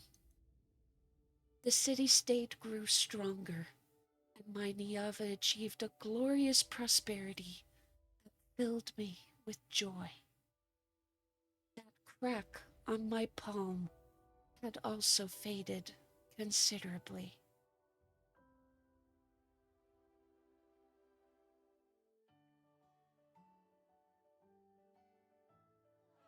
In the plaza before the Divine Tower, a massive statue of the goddess stands completed. The crowd bursts into enthusiastic cheers and cries of admiration. We crafted her body from precious lapis lazuli and traced her features in gold. Please convey our most devout love to the goddess of Niava. I have heard her response. She likes this gift. May her majestic radiance and glory be everlasting, and may she grant Niava eternal prosperity and splendor. Samira and I stand amongst the elated crowd. We smile at each other. And may this statue, like your appearance, never be touched by the erosion of time. Samira seems to have already guessed my identity, yet she never says it outright. I pretend not to notice her assumptions. Samira, no one can escape time's gaze. Then, I hope that in the days to come, your smile will remain just like it is today. I touch my cheek beneath the veil and subtly clear my throat to suppress my smile. So, the man who troubled the goddess gave her his heart? Why are you always thinking about matters of love as the ruler of a nation? Love brings happiness and fills people with longing and fascination. That's what makes our goddess shine with joy. Under the bright, radiant sun, everyone is dancing and singing. Urtama and Ingar flow endlessly, and the bountiful harvest will fill the spacious granaries. The city walls, made of lapis lazuli and glazed stone, become more magnificent, and the poets' melodious songs travel with ships to distant lands. I gaze toward the top of the Divine Tower. I know Zane is also looking at Niava, at me. Ready to wave at him, I raise my arm. A sharp pain spreads from my palm and encompasses my entire body. An ominous premonition immediately wells up in my heart. I open my slightly trembling palm. That crack that had been troubling me turned into an open wound.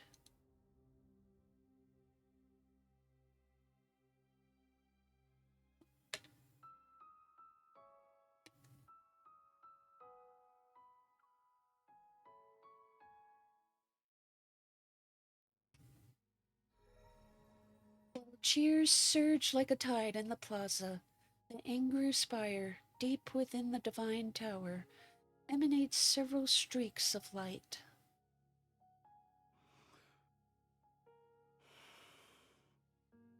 Zane holds a fractured protocore. The monster that had been entrenched at Artama dropped it.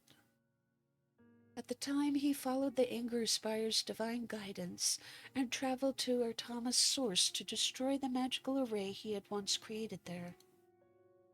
Unexpectedly, the array originally meant to separate two realms had transformed into a massive monster after accumulating energy for countless years.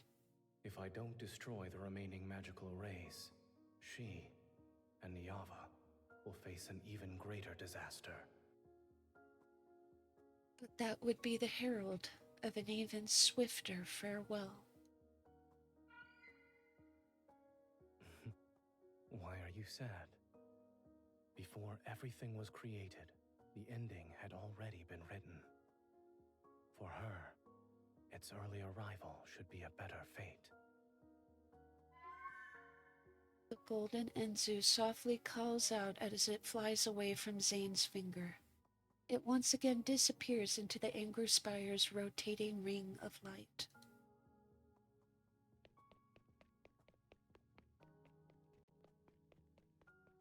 I hurry back to the Divine Tower as the stinging pain in my palm announces a cruel fact. The gifts that Zane gave to me, which were actually facets of a civilization, did not change Niava's path toward destruction. But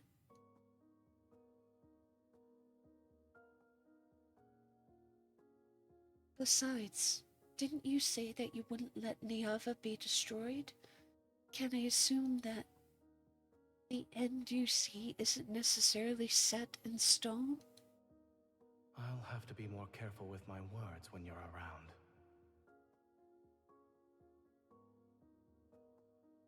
Zane wouldn't make empty promises. He gave those gifts to me because he has a plan. Zane, what do you intend to do? My intuition tells me Zane won't say anything. So where will I find the answer to this mystery? The golden Enzu's call passes overhead. Following its shadow, I spot the Anger Spire in the distance.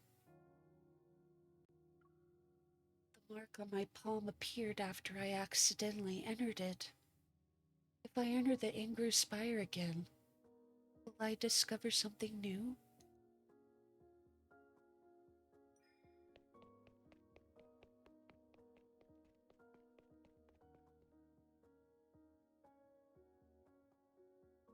I fail to enter the Anger Spire.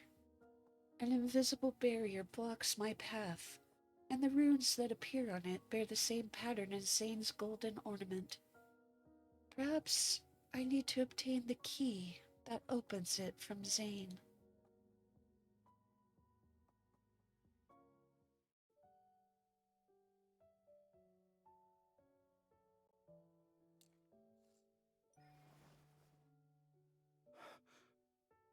What are you doing? I wrap my arms around Zane's shoulders and see him holding a reed pen. He's drawing on a wet clay tablet. The outline looks somewhat familiar. It reminds me of the new statue the humans carved for me. I'm drawing you. He looks at my eyes and eyebrows before carving two more lines. The statue is grand and beautiful, but the face is too rigid. It's lacking a certain charm. His gaze flits between my face and the clay tablet. Now I can say it's 70 to 80% accurate.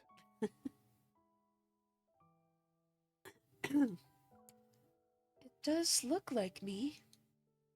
Niava's denizens have never seen your real face, but someone ought to remember your appearance.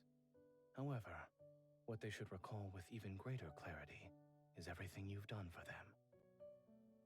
My appearance isn't important. Humans remembering what that statue looks like is enough. Zane smiles faintly and carefully sets the clay tablet aside. So this will only belong to me. I look at his chest where one pendant stands out conspicuously amongst the golden ornaments. It's the same as the runic pattern on that barrier of the Angru Spire. If I get it, I'll be able to enter. I feel slightly guilty. I must know what Zane plans to do. Otherwise, I'm afraid there will be consequences I can never undo in the future.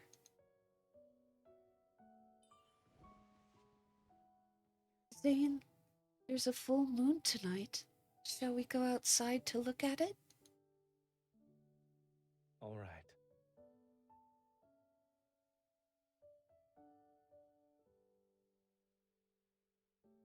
The moonlight is hazy. Far away, the sounds of singing and dancing from the city can still be heard, but they quickly fade into the night wind and soft chirping of insects.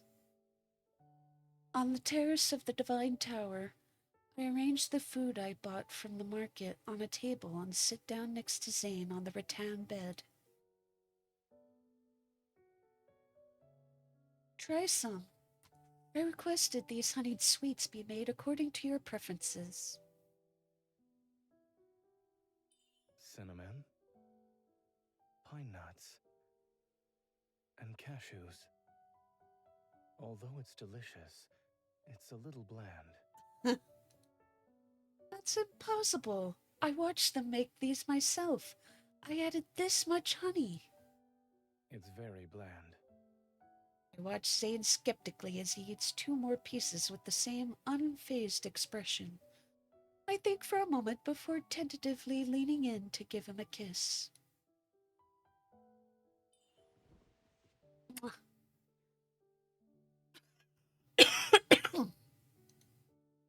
You're lying. It's so sweet. I scramble to find water, but he catches me with one arm and pulls me back. Aren't we admiring the moon?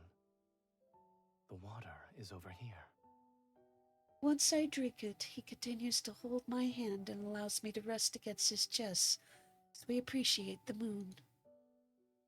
The pendant is right before my eyes, its radiance so bright that it almost hurts to look at. A long time passes. Then I take a deep breath and finally make up my mind.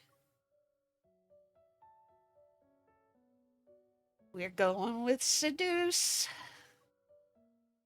Zane.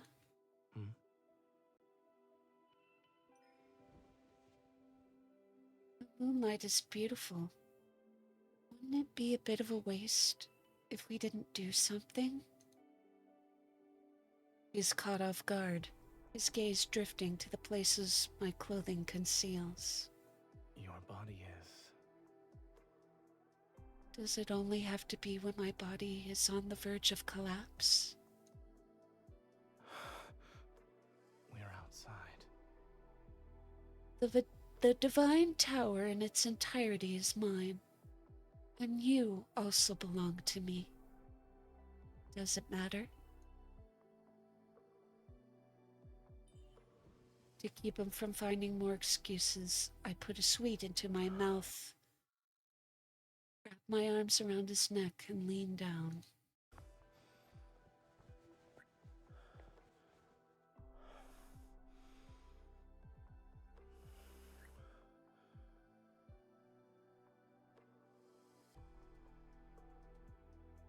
The sweet easily stirs up feelings of pleasure, but when savored more carefully, it becomes far more intoxicating.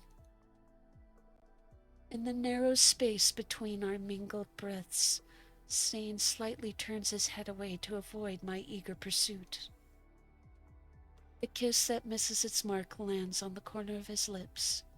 It draws out deeper, lingering breaths.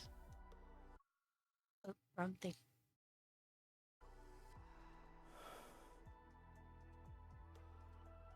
Is this a gift for me, or a new punishment?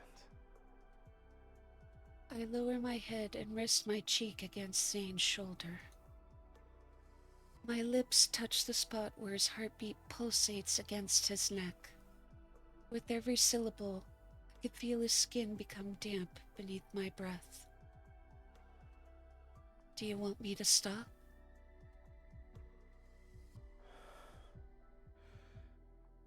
I should not, but my heart doesn't want to. His arms that are wrapped around my waist tighten. Silent waves surge and churn in his eyes. They scatter with fine golden flecks from the candlelight.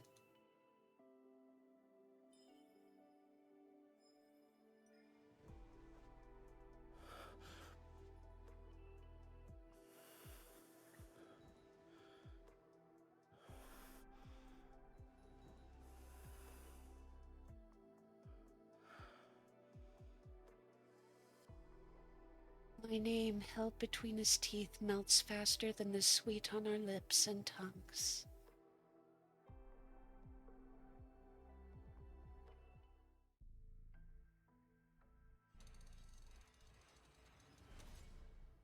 After helping Zane settle into a comfortable position, I carefully remove the pendant and approach the Anger Spire. It operates silently. I look up at it, but I hesitate because I realize I'm about to see a truth. Perhaps I'm overthinking this. I shouldn't have deceived Zane. No, I must know Zane's true purpose. Even if the consequences are terrible, I'm willing to bear them.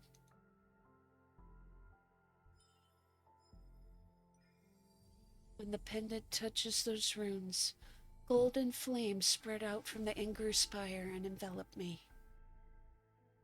My vision blurs, my consciousness falls before this golden light, and the cracks of the world open before my eyes.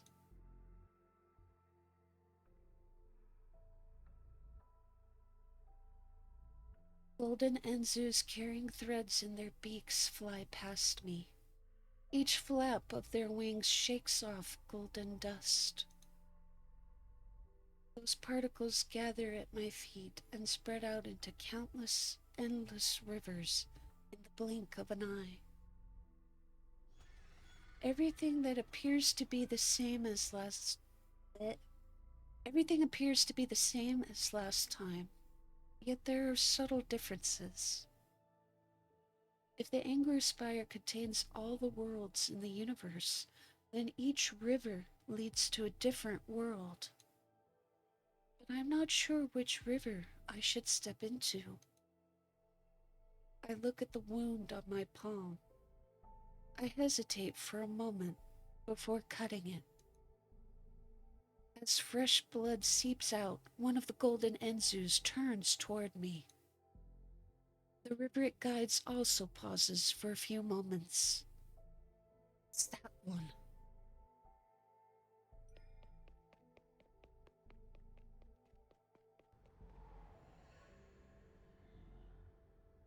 Howling winds carry an aura heavier than death itself.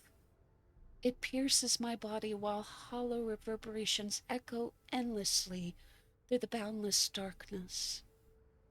Between jagged mountain ridges, a massive stone gate blocks the winding gravel path before me. A figure clad in gray robes materializes before me. After circling for a moment, the golden Enzu lands on his shoulder. Deity who has trespassed into Everlost, listen to the Gatekeeper's counsel. Your footsteps can go no further. I seek whatever lies behind this stone gate. Please don't block my path. He looks at the pendant I have, its light now dim. You're not the first deity to set foot here, but Everlost shows no mercy to visitors. Are you referring to the owner of this pendant? His divine miracles once shook this realm. Zane has been here. His power has grown weak, and that supreme god is about to meet his end. Unable to tell if my thoughts were frozen from shock or from the cold, I hear my own stiff voice. What brought that god here? Beyond the seven gates, a stone was nestled in the Netherworld's bosom. The Creatio Stone. It could create life and resurrect the dead. It rested in an eternal slumber until that god took it.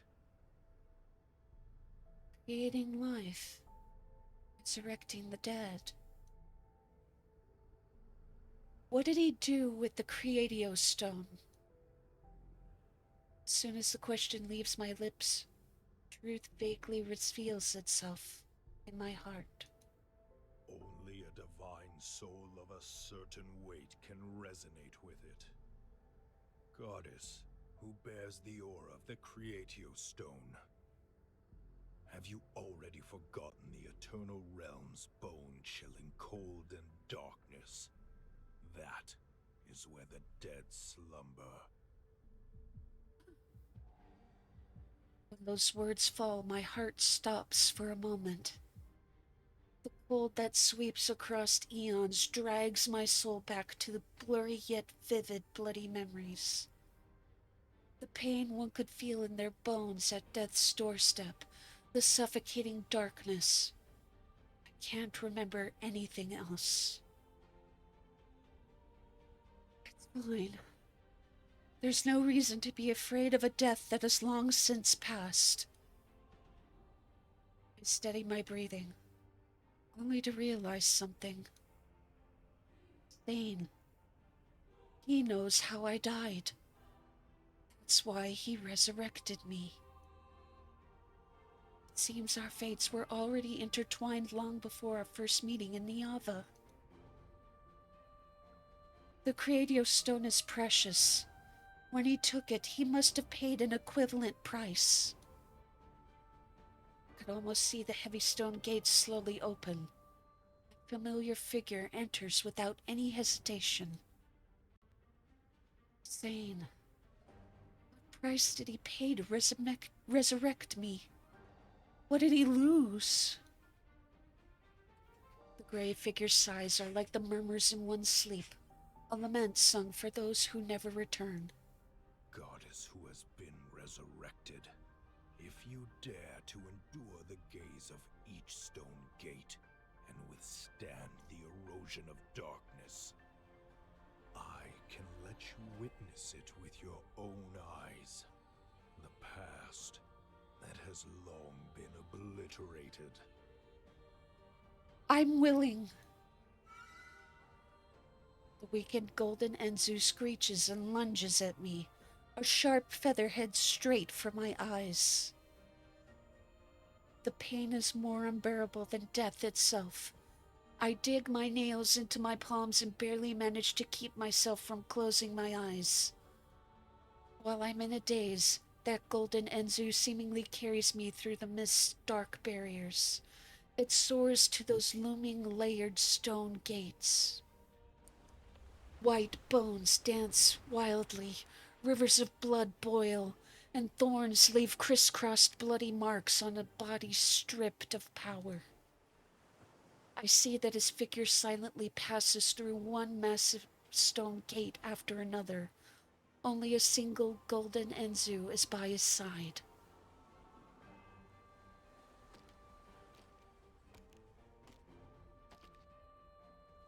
Warm blood splashes onto colorful flowers that rest on the countless bone fragments beneath his feet.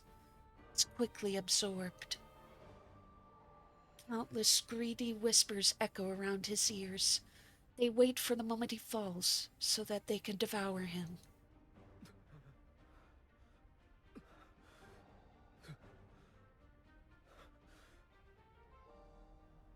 Zane.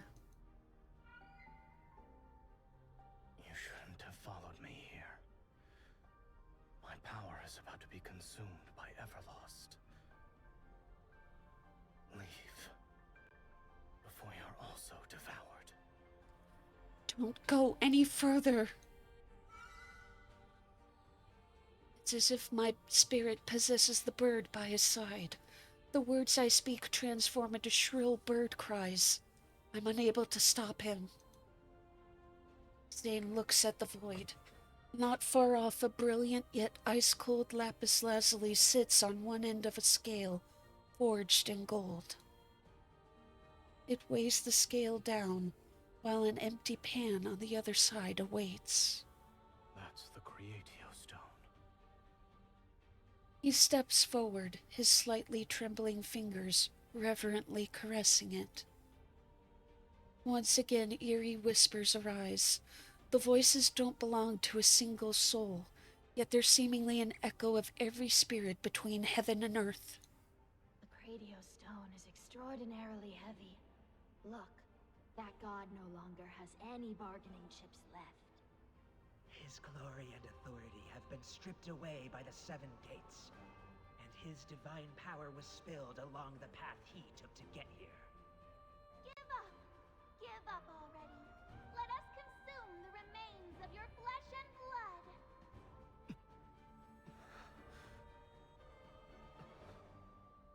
His remaining power coalesces in his hand. He places this faint glimmer on the other side of the scale, yet the beam doesn't budge. It's not enough. It's not enough. Nothing is more precious than the Creatio Stone.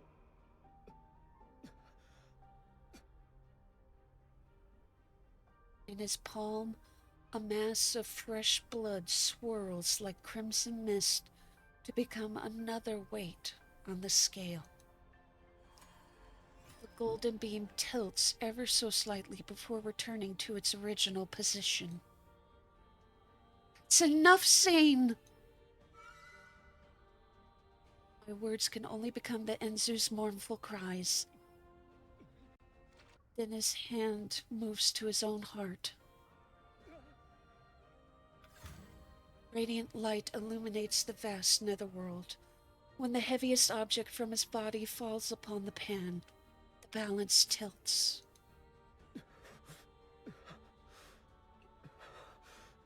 I shall exchange this for the Creatio Stone. I will give her a new life and a place to rest. The translucent gem falls into Zane's hands as he struggles to take out another equally brilliant crystal formed from fresh blood. The crystal slowly melts into warm divine blood and drips onto the gem, whose color is like lapis lazuli. A long time passes and the first heartbeat emerges. Death shall no longer be our destiny this time.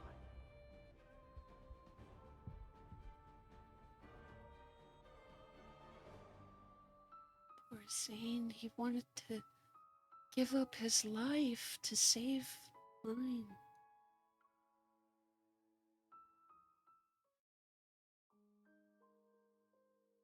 I feel like I spent a lifetime in the Anger Spire.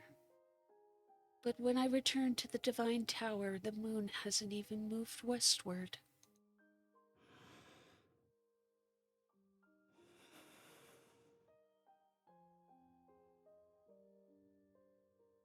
Carefully placing the pendant back, I can't help but gently smooth his slightly furrowed brow.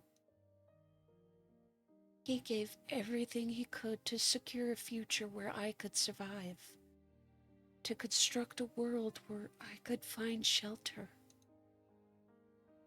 Now this world is in danger, and I will perish along with it. I'm certain he shall pay another devastating price to save me.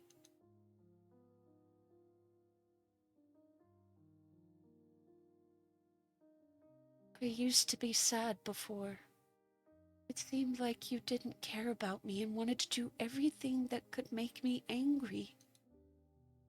But now, Zane, I regret it.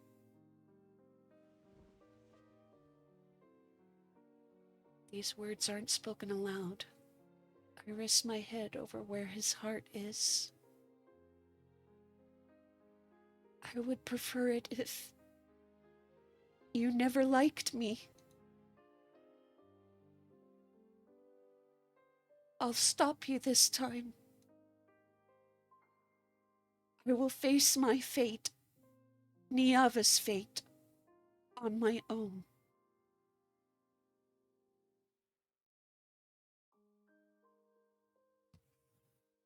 However, the Anger Spire didn't exactly tell me what Zane plans to do.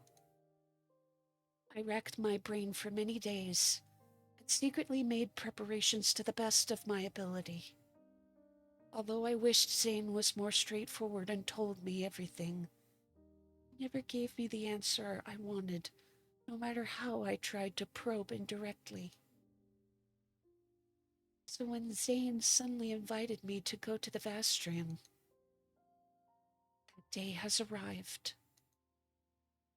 A premonition of separation, an indescribable melancholy welled up in my heart, but I put on a carefree smile.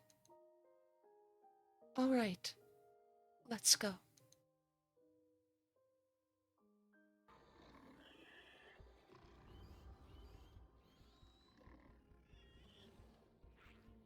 Having seen it countless times before, the Vastrian is the same as it's always been. Dust and sand fill the sky, and black mist enshrouds everything. Yet Zane stands by my side and fights alongside me to eliminate monster after monster. When I asked you before, you said the Vastrian couldn't be destroyed yet. Is today that time?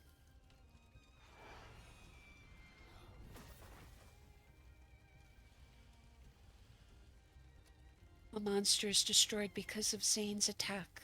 When you fought the monsters here before, they'd always come back, yes? Correct. But they're dissipating now. It's because their protocors have exhausted the last of their energy. I take the crystal from Zane's hand. He said that protocors are these monsters' hearts. Even though it looks as brilliant as a gemstone, it brings disaster. It isn't merely a harbinger of catastrophe. Its true potential lies beyond that. But for now, Niava in its current state cannot utilize its true purpose. Must I wait for another time? He doesn't answer me again. I take a deep breath and channel the small flame of frustration rising in my heart into my sword. I slash the next monster.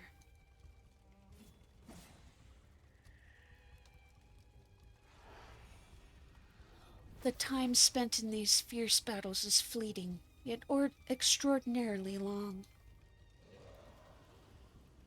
The last monster is annihilated. In the blink of an eye, the black mist and thorns vanish. The corrupted land that once brought countless disasters to Niava is seemingly swallowed up by an invisible vortex. I should feel a sense of relief, yet the heavy feeling in my heart hasn't lessened in the slightest. The ground violently shakes, and our surroundings ripple with invisible waves. They grow larger and larger until the first crack appears at their center.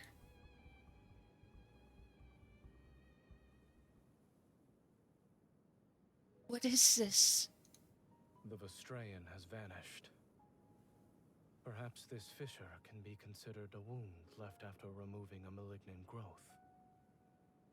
He stops before it and turns to look at me.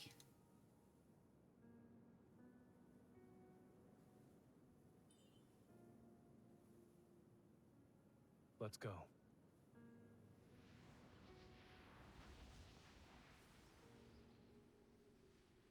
The evening breeze stirs up a gentle, harmonious rustle amongst the trees. A stream flows past the undulating rocks and stones.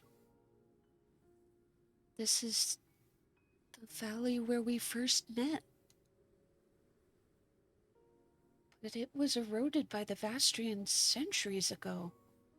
It became a desert with yellow sand. Is this a dream? No.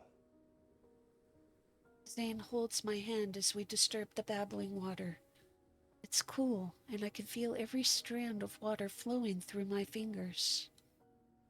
I remember you saying you wanted to claim me as your own when you first saw me. And you planned to take me back to the Divine Tower. You drew your bow and nocked an arrow, and the projectile penetrated the mountain. I'd never seen someone so powerful and handsome before. course I couldn't let you escape.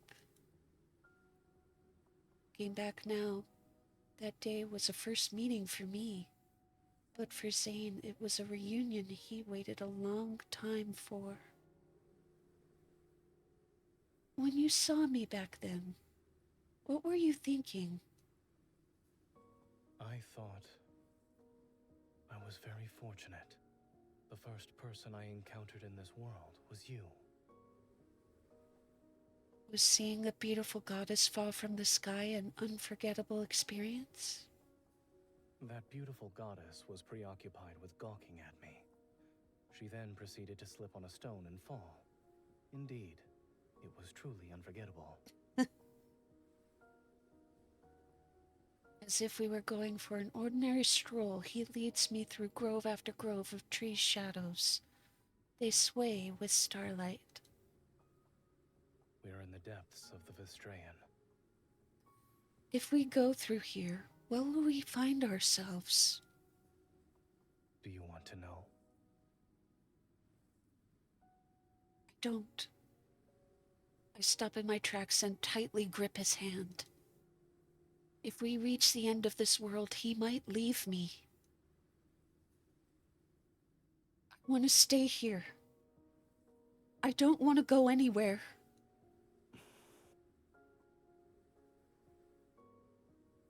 Then let's stay. I also don't want to go anywhere.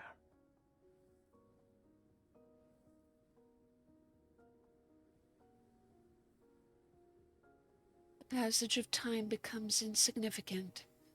If we desired to see the sun rise in the sky, daytime descends. If one wished to see the stars, the sky would become a black expanse, covered in specks of light. There are mountains and rivers, lakes and streams, green meadows, flowers, plants and trees, even houses. This place is like a small world created by a nameless deity. It was made for me and Zane, and we're the only two living beings here. Zane and I have never been apart for every moment we've spent in this space. Even a deity in this world unknown to anyone would willingly become an ordinary person driven by love.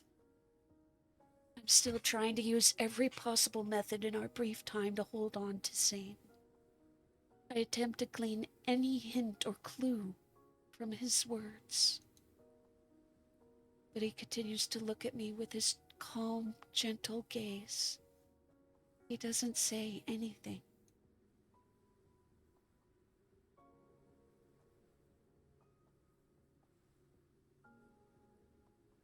This is for you. I place a clay figurine made from river mud in front of Zane. So that's why you were digging up mud by the river for several days. He takes the figurine and examines it carefully. Is this me? It resembles you, no? This is the most handsome one among all the clay figurines I've made. I thought you would make a pair. I actually did try to do that, but I kept breaking. I remember how you used to heal my wounds. You're more likely to succeed in making a pair compared to me. Didn't you say I'm not good at creating things? But you're still constantly trying to fix everything, whether it's me or Niava. Saying this world keeps improving because of the gifts you've given me. It has absorbed the nourishment from those facets of civilization. You're the one who made it a wonderful place. This world will no longer need Zane. But I need you. I need Zane.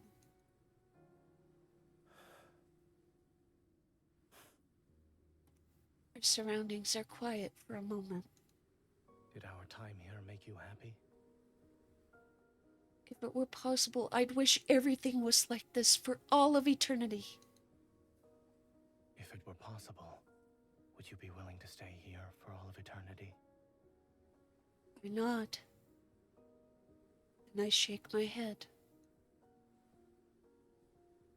We both have things we must do. You're going to leave. Am I mistaken? Your Niava is akin to a plump seed that has already stored enough nutrients. Zane avoids my gaze as a phantasmal seed appears in his palm. However, now is not the time to plant it. In a place that's infinitesimally far from this world, there are errors I must erase. He closes his palm, and when he opens it again, golden light has gently enveloped the seed. The proper soil shall only appear when those errors are gone. Only then will this seed break through the soil, sprout, and grow. The time you spend in Niava will seemingly last an eternity. You'll be happy. Those distant, grand stories leave his lips as if they were a single leaf gently falling. Yet the weight they have in my heart is heavier than the mountains. So that's what you need to do. I sweep away the phantasmal seed and force my voice to remain steadfast. You'll protect Niava and me so that nothing can get through, and you'll face the dangers and death yourself. Is that it?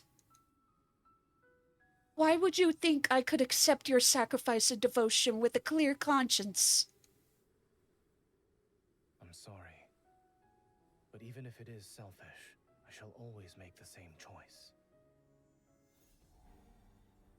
He presses down on my hand. As golden light flickers, an object emerges from beneath our overlapping palms. The Destiny Stone? Panic floods my heart.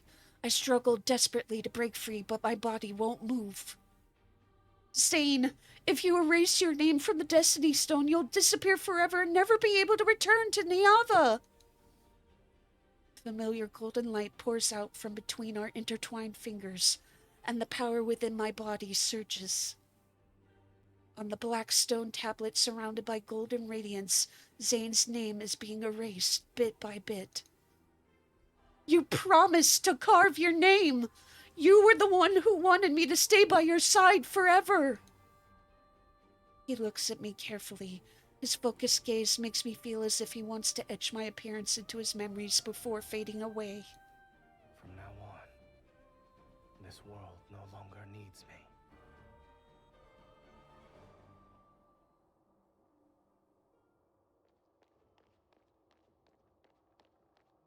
I rush back to the Divine Tower using the shortest amount of time.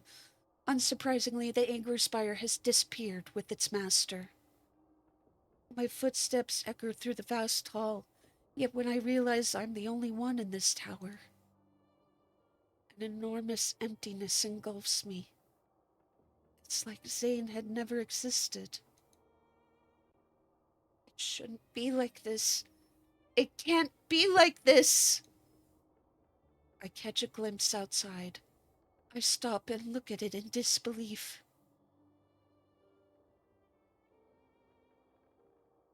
Scattered frost and snowfall drift down. Your Niava doesn't have snow. It must be Zane. He's going to protect Niava. I must find him right now! I almost stumble as I run behind the altar and turn the mechanism hidden beneath the floor tiles. In the small room beneath the altar, the golden Enzu that once carried me through Everlost is huddled in the nest I built for it. My apologies. I kept you confined for so long. This is one of the preparations I made in advance. Once Zane leaves, I will never be able to track him down again. I contemplate my next move. I can only rely on the Angry Spire. The golden Enzu can't exist without the spire, which means it shall fly to it no matter what. And that's where Zane is. I cradle the golden Enzu, cut my fingertip, and let my blood drop onto its sharp beak. Take me to Zane!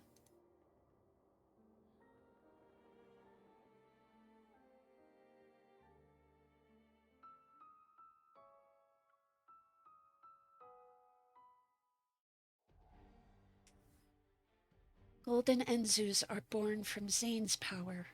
Regardless of his current location, every bird can sense his presence. The bird I brought back from the Ingerspire staggers before flapping its wings. It flies toward the depths of the tower. Seems Zane is still in the Divine Tower.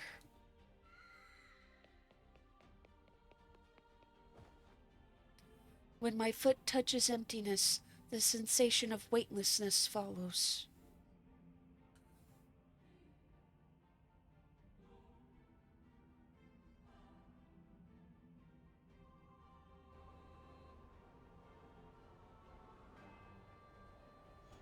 Golden Enzus weave and dance before my eyes.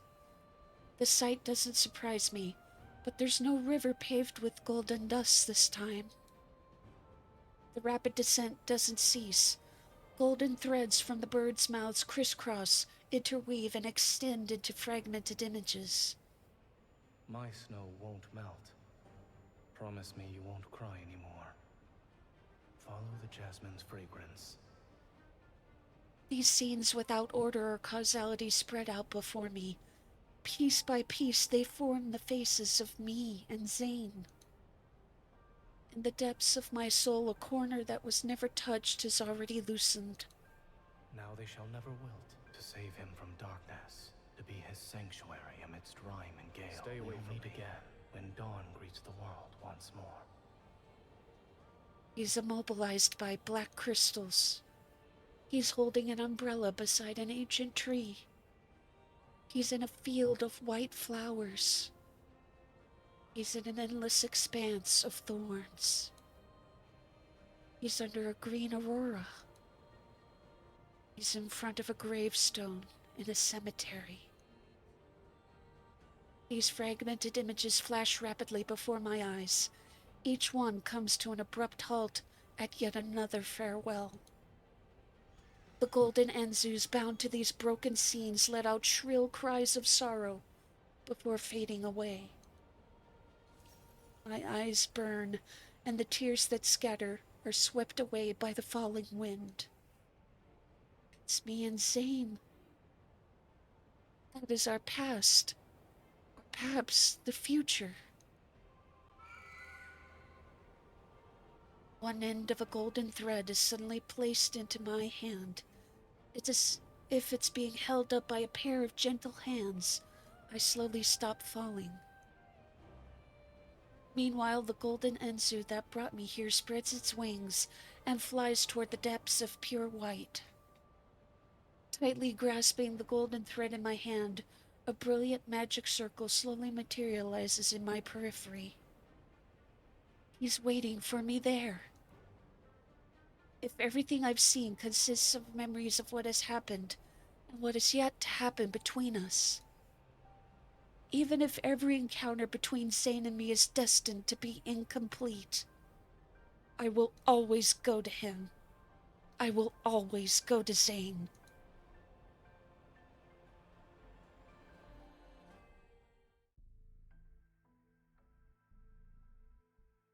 My gaze, overwhelmed by light, slowly recovers, yet I feel like a suspended wisp in this overly bright white room.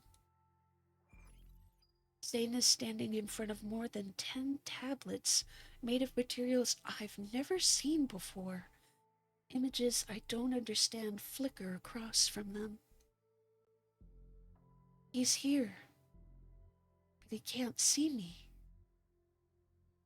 Aingru, perform another calculation. I have received the command. Conducting calculation attempt number 271,828. The images on the tablets change rapidly in silence. Countless calculations flow across them. Root Z 0905 has been successfully calculated. Beginning simulation of Route Z 0905 solution.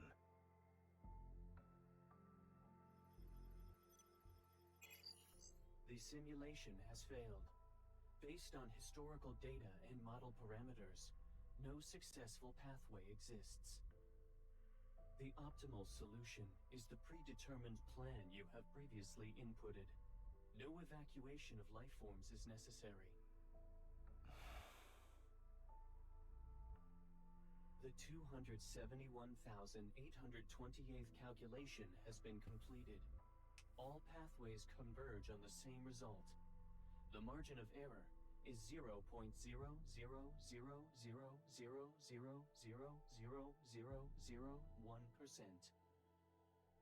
Should I flag the fatal flaws in this pathway? That won't be necessary. He lowers his gaze. His fingers trace those cold images before finally falling to his side in silence. In all the time we spent together, I've never seen Zane reveal a complex, indescribable expression. My heart feels as though it's being squeezed by an invisible hand.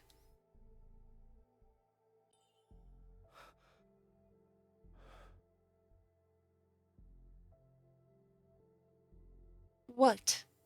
You're allowed to hide everything from me, but I'm not allowed to catch you off guard for once? Saying you're a... Before I can release the rest of my frustration, I'm pulled into an embrace. You shouldn't have come here. Why should I listen to you? I want to counter with the fiercest tone I can muster, but the uncontrollable hitch in my voice makes my words sound unconvincing. Stroking his back, I feel Zane's warmth. It's real and tangible. Time passes. As for the amount, I don't know. Before those images vanish, a bell-like sound rings out. We slowly return to our senses and gradually let go of each other as if we woke up from a dream. Neither of us speaks for some time. Then my frustration gets the better of me and I can't help but give him a good poke. I told you that mouths are for explaining. I asked you so many times and gave you so many chances. I didn't give you permission to leave. I didn't give you permission to leave me. It was wrong of me to keep secrets from you. However, separation is already the best outcome for us. Says who? I hate separation the most. Nothing about it is good. I grab Zane's hand tightly to prevent him from trying to abandon me again. Niava is the world I'm meant to protect. No matter what happens, I should be the one standing on the front lines. Even if the only possible ending is destruction, I refuse to let you face it alone. All right.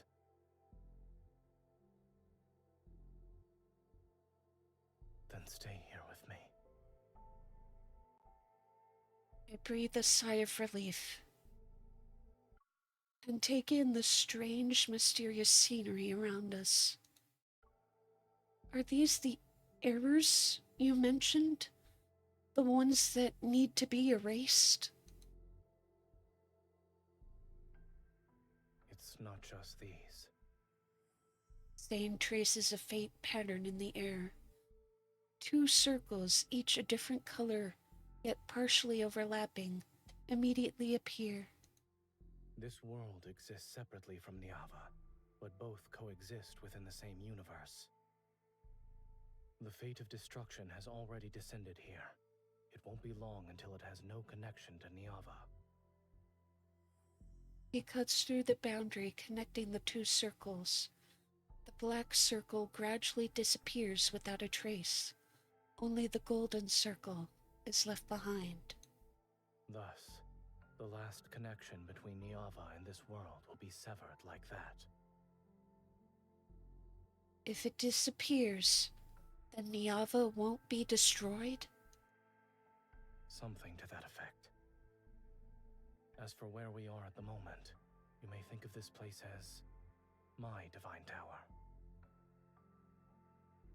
You're not just a god in Niava. You're also a god here. The ground beneath our feet shakes without warning. Sounds akin to rumbling from underground echo from outside the room. Be careful. When Zane pulls me to his side, the shaking stops. Is your divine tower collapsing? Yes. This place is already in ruins. It could collapse at any moment from those kinds of tremors. In the pause between flickering lights, Zane pulls open an inconspicuous door in the wall and leads me through. We hurry out of that pure white room as the sounds of debris and cracking echo behind us. Before us stretches a long, dark corridor where wind whistles through fissures in the walls. Its mournful reverberation resounds. We're heading to the top floor. We need to disrupt the magical array there. Only by completing the separation of the two worlds can the Angru Spire reconnect with Niava. You'll accompany me, yes? He takes my hand and begins walking through the dim corridor. Along both sides of the passageway, there are flickering lights that barely illuminate our surroundings. Everything is dilapidated and decayed, as if it had suffered through chaos or an instance of ransacking in the past. I don't know what my foot touched, but the wall in front of me suddenly flashes with scenes I've never seen before. My lord, why do you no longer show us mercy? You have already seen us in the ruins. If even you have abandoned us, then is there anything left for us to believe in? Are we not devout enough? Have you decided to stop answering our prayers? Save me, my lord. I don't want to die like this. The sounds from the images on the wall reverberate against my eardrums. Shocked, I grab Zane and stop in my tracks. And all those angry, desperate, anguished faces turn toward the same person.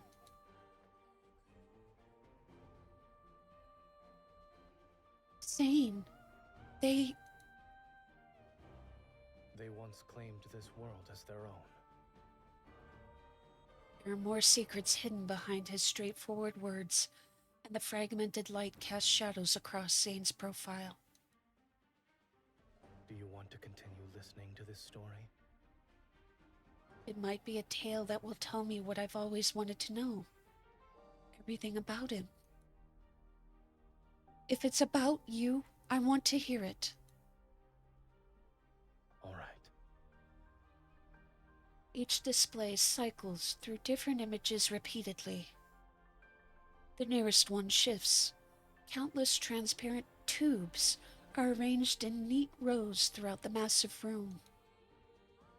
All of them have symbols I can't understand. In this world, humans had no names, only numbers. Those individuals pursued maximum efficiency and discarded everything they deemed useless or detrimental to their world's progress. They worshipped the principles that would make this place perfect. The principles? You taught me. Are they similar to the water management, land reclamation, calendars, and mathematics you taught me back in Niava?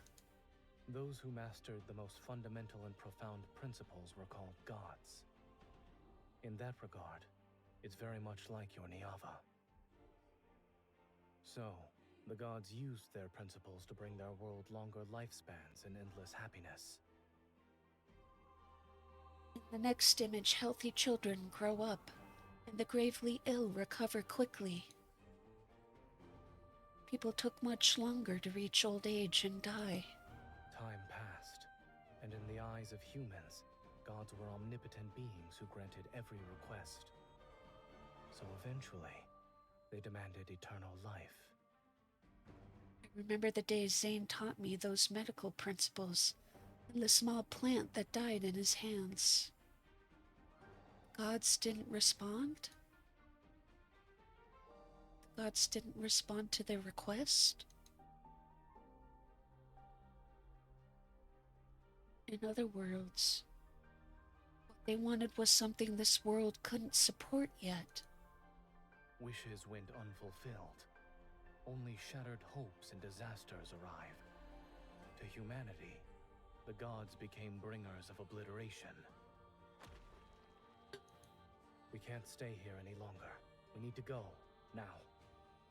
He takes my hand again, but he holds it tighter this time.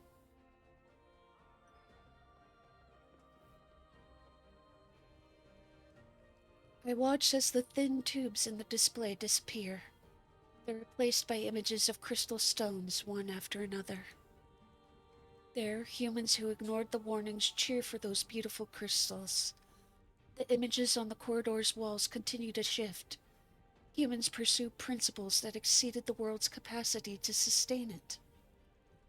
But it only accelerated their world's race toward irreversible destruction with greater clarity and speed. Natural disasters and human calamities played out in endless succession.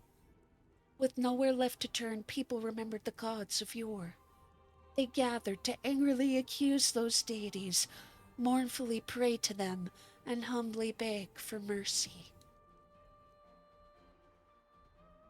Day after day, this facility was surrounded by humans desperately hoping for salvation.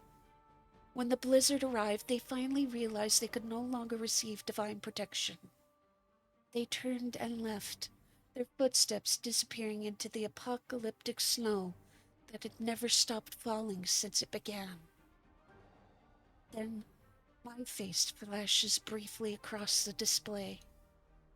Even though I learned about my past fate in Everlost, seeing my face there still leaves me feeling disoriented. I don't stop to ask Zane about it. My past death must certainly be a memory that Zane never wants to revisit. Let it remain buried in this tomb. Reaching the end of the corridor, it feels as though I've finished reading the entire lifetime of this world. The door leading to the building's top floor is right in front of us.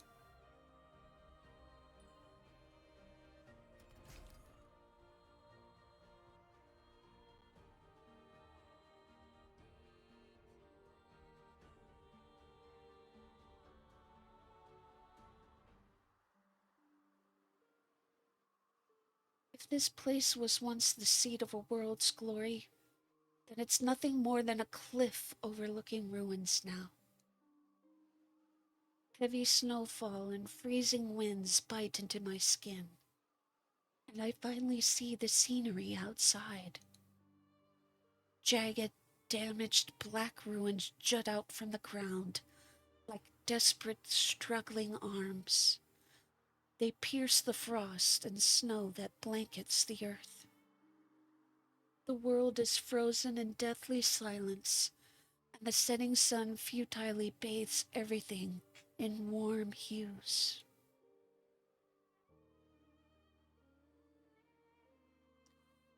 Is this what happens to a world that has strayed from the natural order? Yes. The scenery here was once beautiful as well. But it's an inevitable outcome. When people chose to utilize truths that surpass the natural order, the outcome was already predetermined. Regardless of whether it's protection or destruction, setting aside these meanings imposed upon oneself, even gods are doing what should be done within laws and the natural order. The trembling beneath my feet continues. But in the blink of an eye, I seemingly return with Zane to the Divine Tower. In the place we've protected, the waters of 2 rivers nourish Niava's endless vitality. When the enormous sun gently sinks toward the horizon, the dry evening wind carries the sweet fragrance of dates and songs from the city gates. I calculated every possible outcome, but it has already strayed too far down the path of an erroneous natural order. His calm voice pulls me back to reality. I don't have any regrets. However, within this incorrect order exists a single variable. What is it?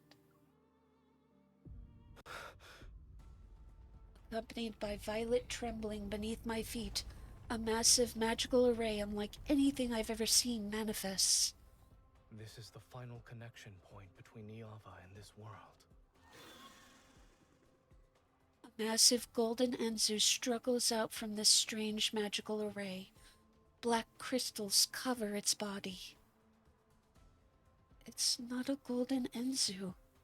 It's a monster similar to the one from the river source. Watch out. A massive longbow materializes in Zane's hands, and I raise my hand to summon my weapon as well. As soon as he draws the bowstring, my black sword transforms into his arrow. Imperfect order doesn't need to be corrected. True redemption lies in utter obliteration.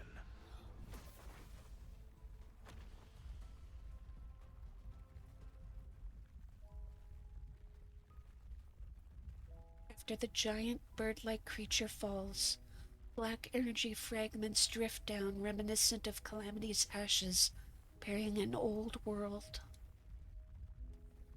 The tremors and rumbling from the world below grow stronger. They transform into ripples that destroy this facility.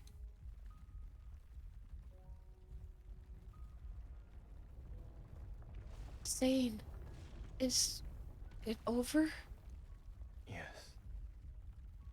The pungent scent of blood fills my nostrils as Zane's blood-stained figure appears. The Anger Spire activates in his hands as a familiar golden magic circle projects beneath our feet.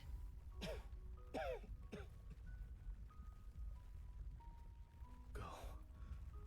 This is your last chance to leave. You're telling me to go back to Niava alone?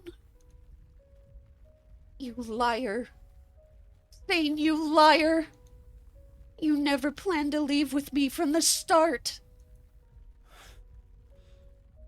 You are correct about one thing.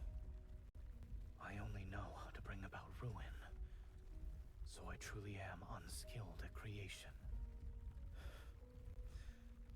The severance is complete. This world will no longer corrupt Niava, and it won't drag it down into the abyss. After this, your Niava can peacefully wait in the universe. It shall wait for when it's ready to break through the soil and flourish. In this moment, I think I finally understand. Zane, I'm the variable you mentioned, yes? To be more precise, it is my selfish desire.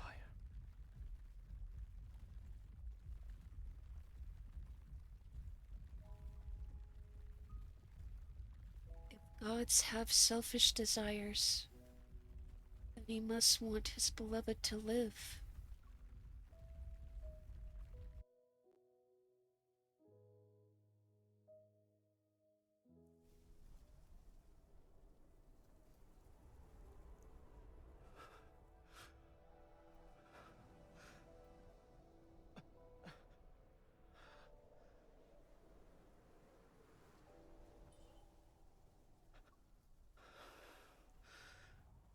My power has been nearly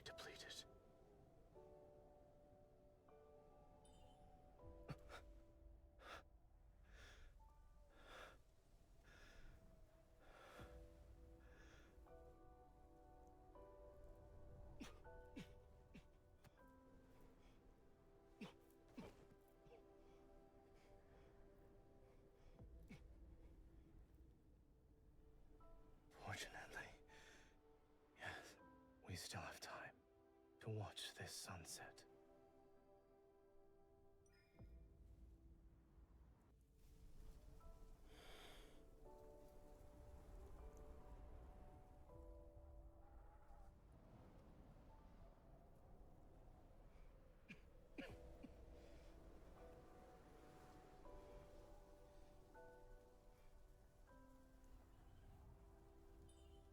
So that's how this world final sunset looks.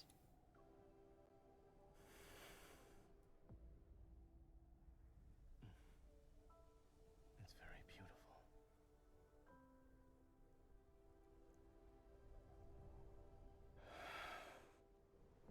I should send you away from here now.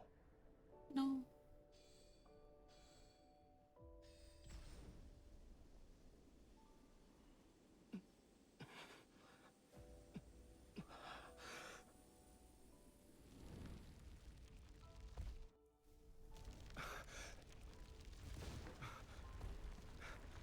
Give me your hand.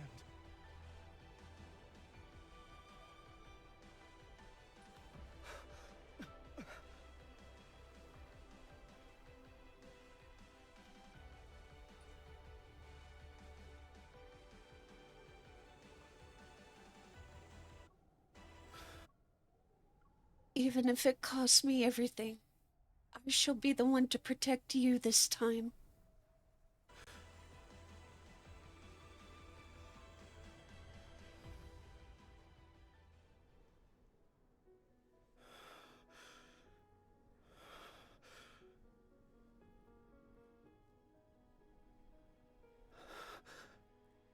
You actually gave all your power to me.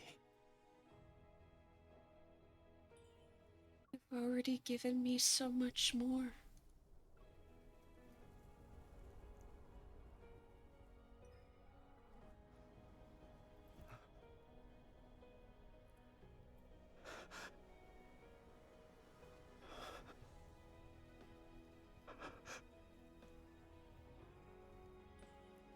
Destinies will intertwine countless times more.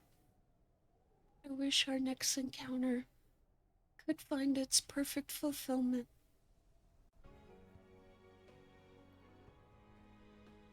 Will it ever come true, Zane?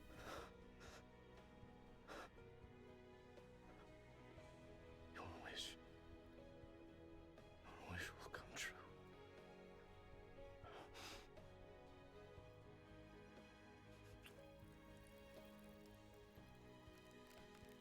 Don't leave me.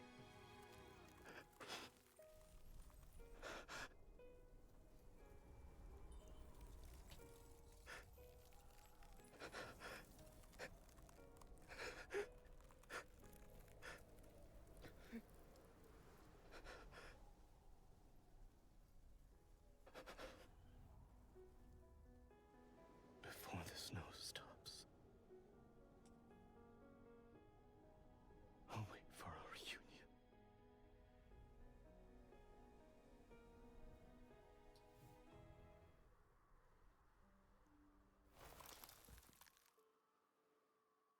As the last ray of sunlight passes over the frozen twin rivers, no one witnesses the peeling of dark blue glaze in time's winds, or the crumbling of clay tablets that recorded a glorious past. No longer do devout worshippers chant the goddess's mighty name and glory. Nor does anyone listen to the loving words the deity whispered into the hidden corners of the universe. Pure white swirls down from above to blanket every sound and breath of life in the world. What was once the goddess has fallen into a silence more enduring than death itself. Within the cold and quiet, she waits for the next reunion with her beloved. At the end of the tower's long staircase, the Anger Spire erupts with brilliant radiance, and that light instantly devours the goddess's dwelling. The divine tower collapses. It shall become one of countless golden threads within the Angler spire. The lonely deity will also step into eternity and become a silent watcher once more. Before the blinding white light fills his gaze, he turns and glances upon this world. The golden Enzu spreads its wings, its brilliant golden feathers transforming in the wind and snow. They become as translucent as ice.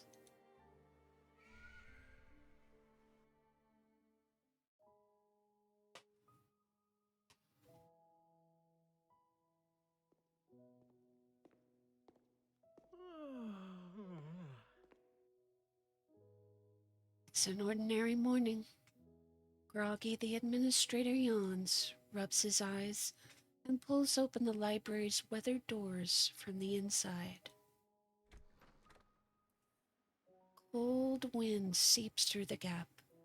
Caught off guard, he shivers. It's cold. Fixing his fixing his collar, the administrator quickly flips the closed sign over. Why is this here? He picks up the old book that somehow fell to the ground, dusts off the cover, and places it back on the shelf. The sound of footsteps fades away, and silence returns to the library. Faint morning light shines along the window frame and touches the organized bookshelves. On a book's spine, a snowflake silently melts.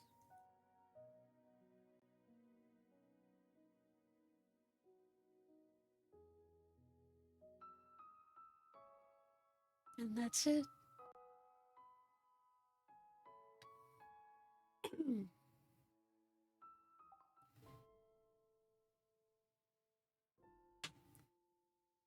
I feel like there's definitely a lot more questions than answers in that myth, but it's a good story, and it also shows how long and how hard Zane has been trying to find a way for their love not to have to end with her death.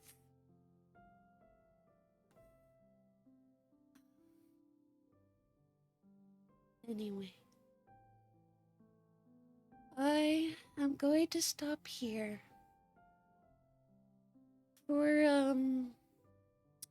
the rest of this month. I do want to try and play a couple of games I've had my eyes on to do for October for the spooky Halloween season.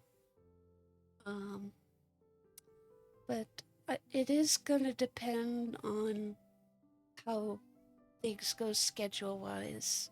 I know some things are changing behind the scenes. I might not have as many frequent weekends free as I used to, but trust me, it's for good reason.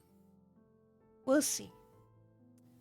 But we're gonna stop here for now. For those that were watching today, thank you for being here with me. I appreciate it. If you haven't already, please be sure to give me a follow here on Twitch. That does help me with my goals. For those watching in the future, thank you for watching my VODs. Please be sure to subscribe to my YouTube channels. That'll let you know when new VODs are available and when I post songs to my main channel. One of which I recently posted was Feed the Birds from Mary Poppins. As I said in all of my posts, I always think of that song and choose to perform it when I'm trying to fundraise for stuff. And I hope that Its message touches you and encourages you to help people. And if you're able to, I hope you'll help my cousin Allah, who's stuck in Gaza right now and is trying to support his 2 young children, one of which was born a month ago. I know we're all facing our own struggles right now, though. So if you're not able to donate, I get it. If you could at least share the GoFundMe link with people you know, that helps too. Because as I said in the video I made, the more people that see this, the more opportunities we have to find help for them. Well, that's all for now. Have a fantastic day. See you next time. Bye-bye!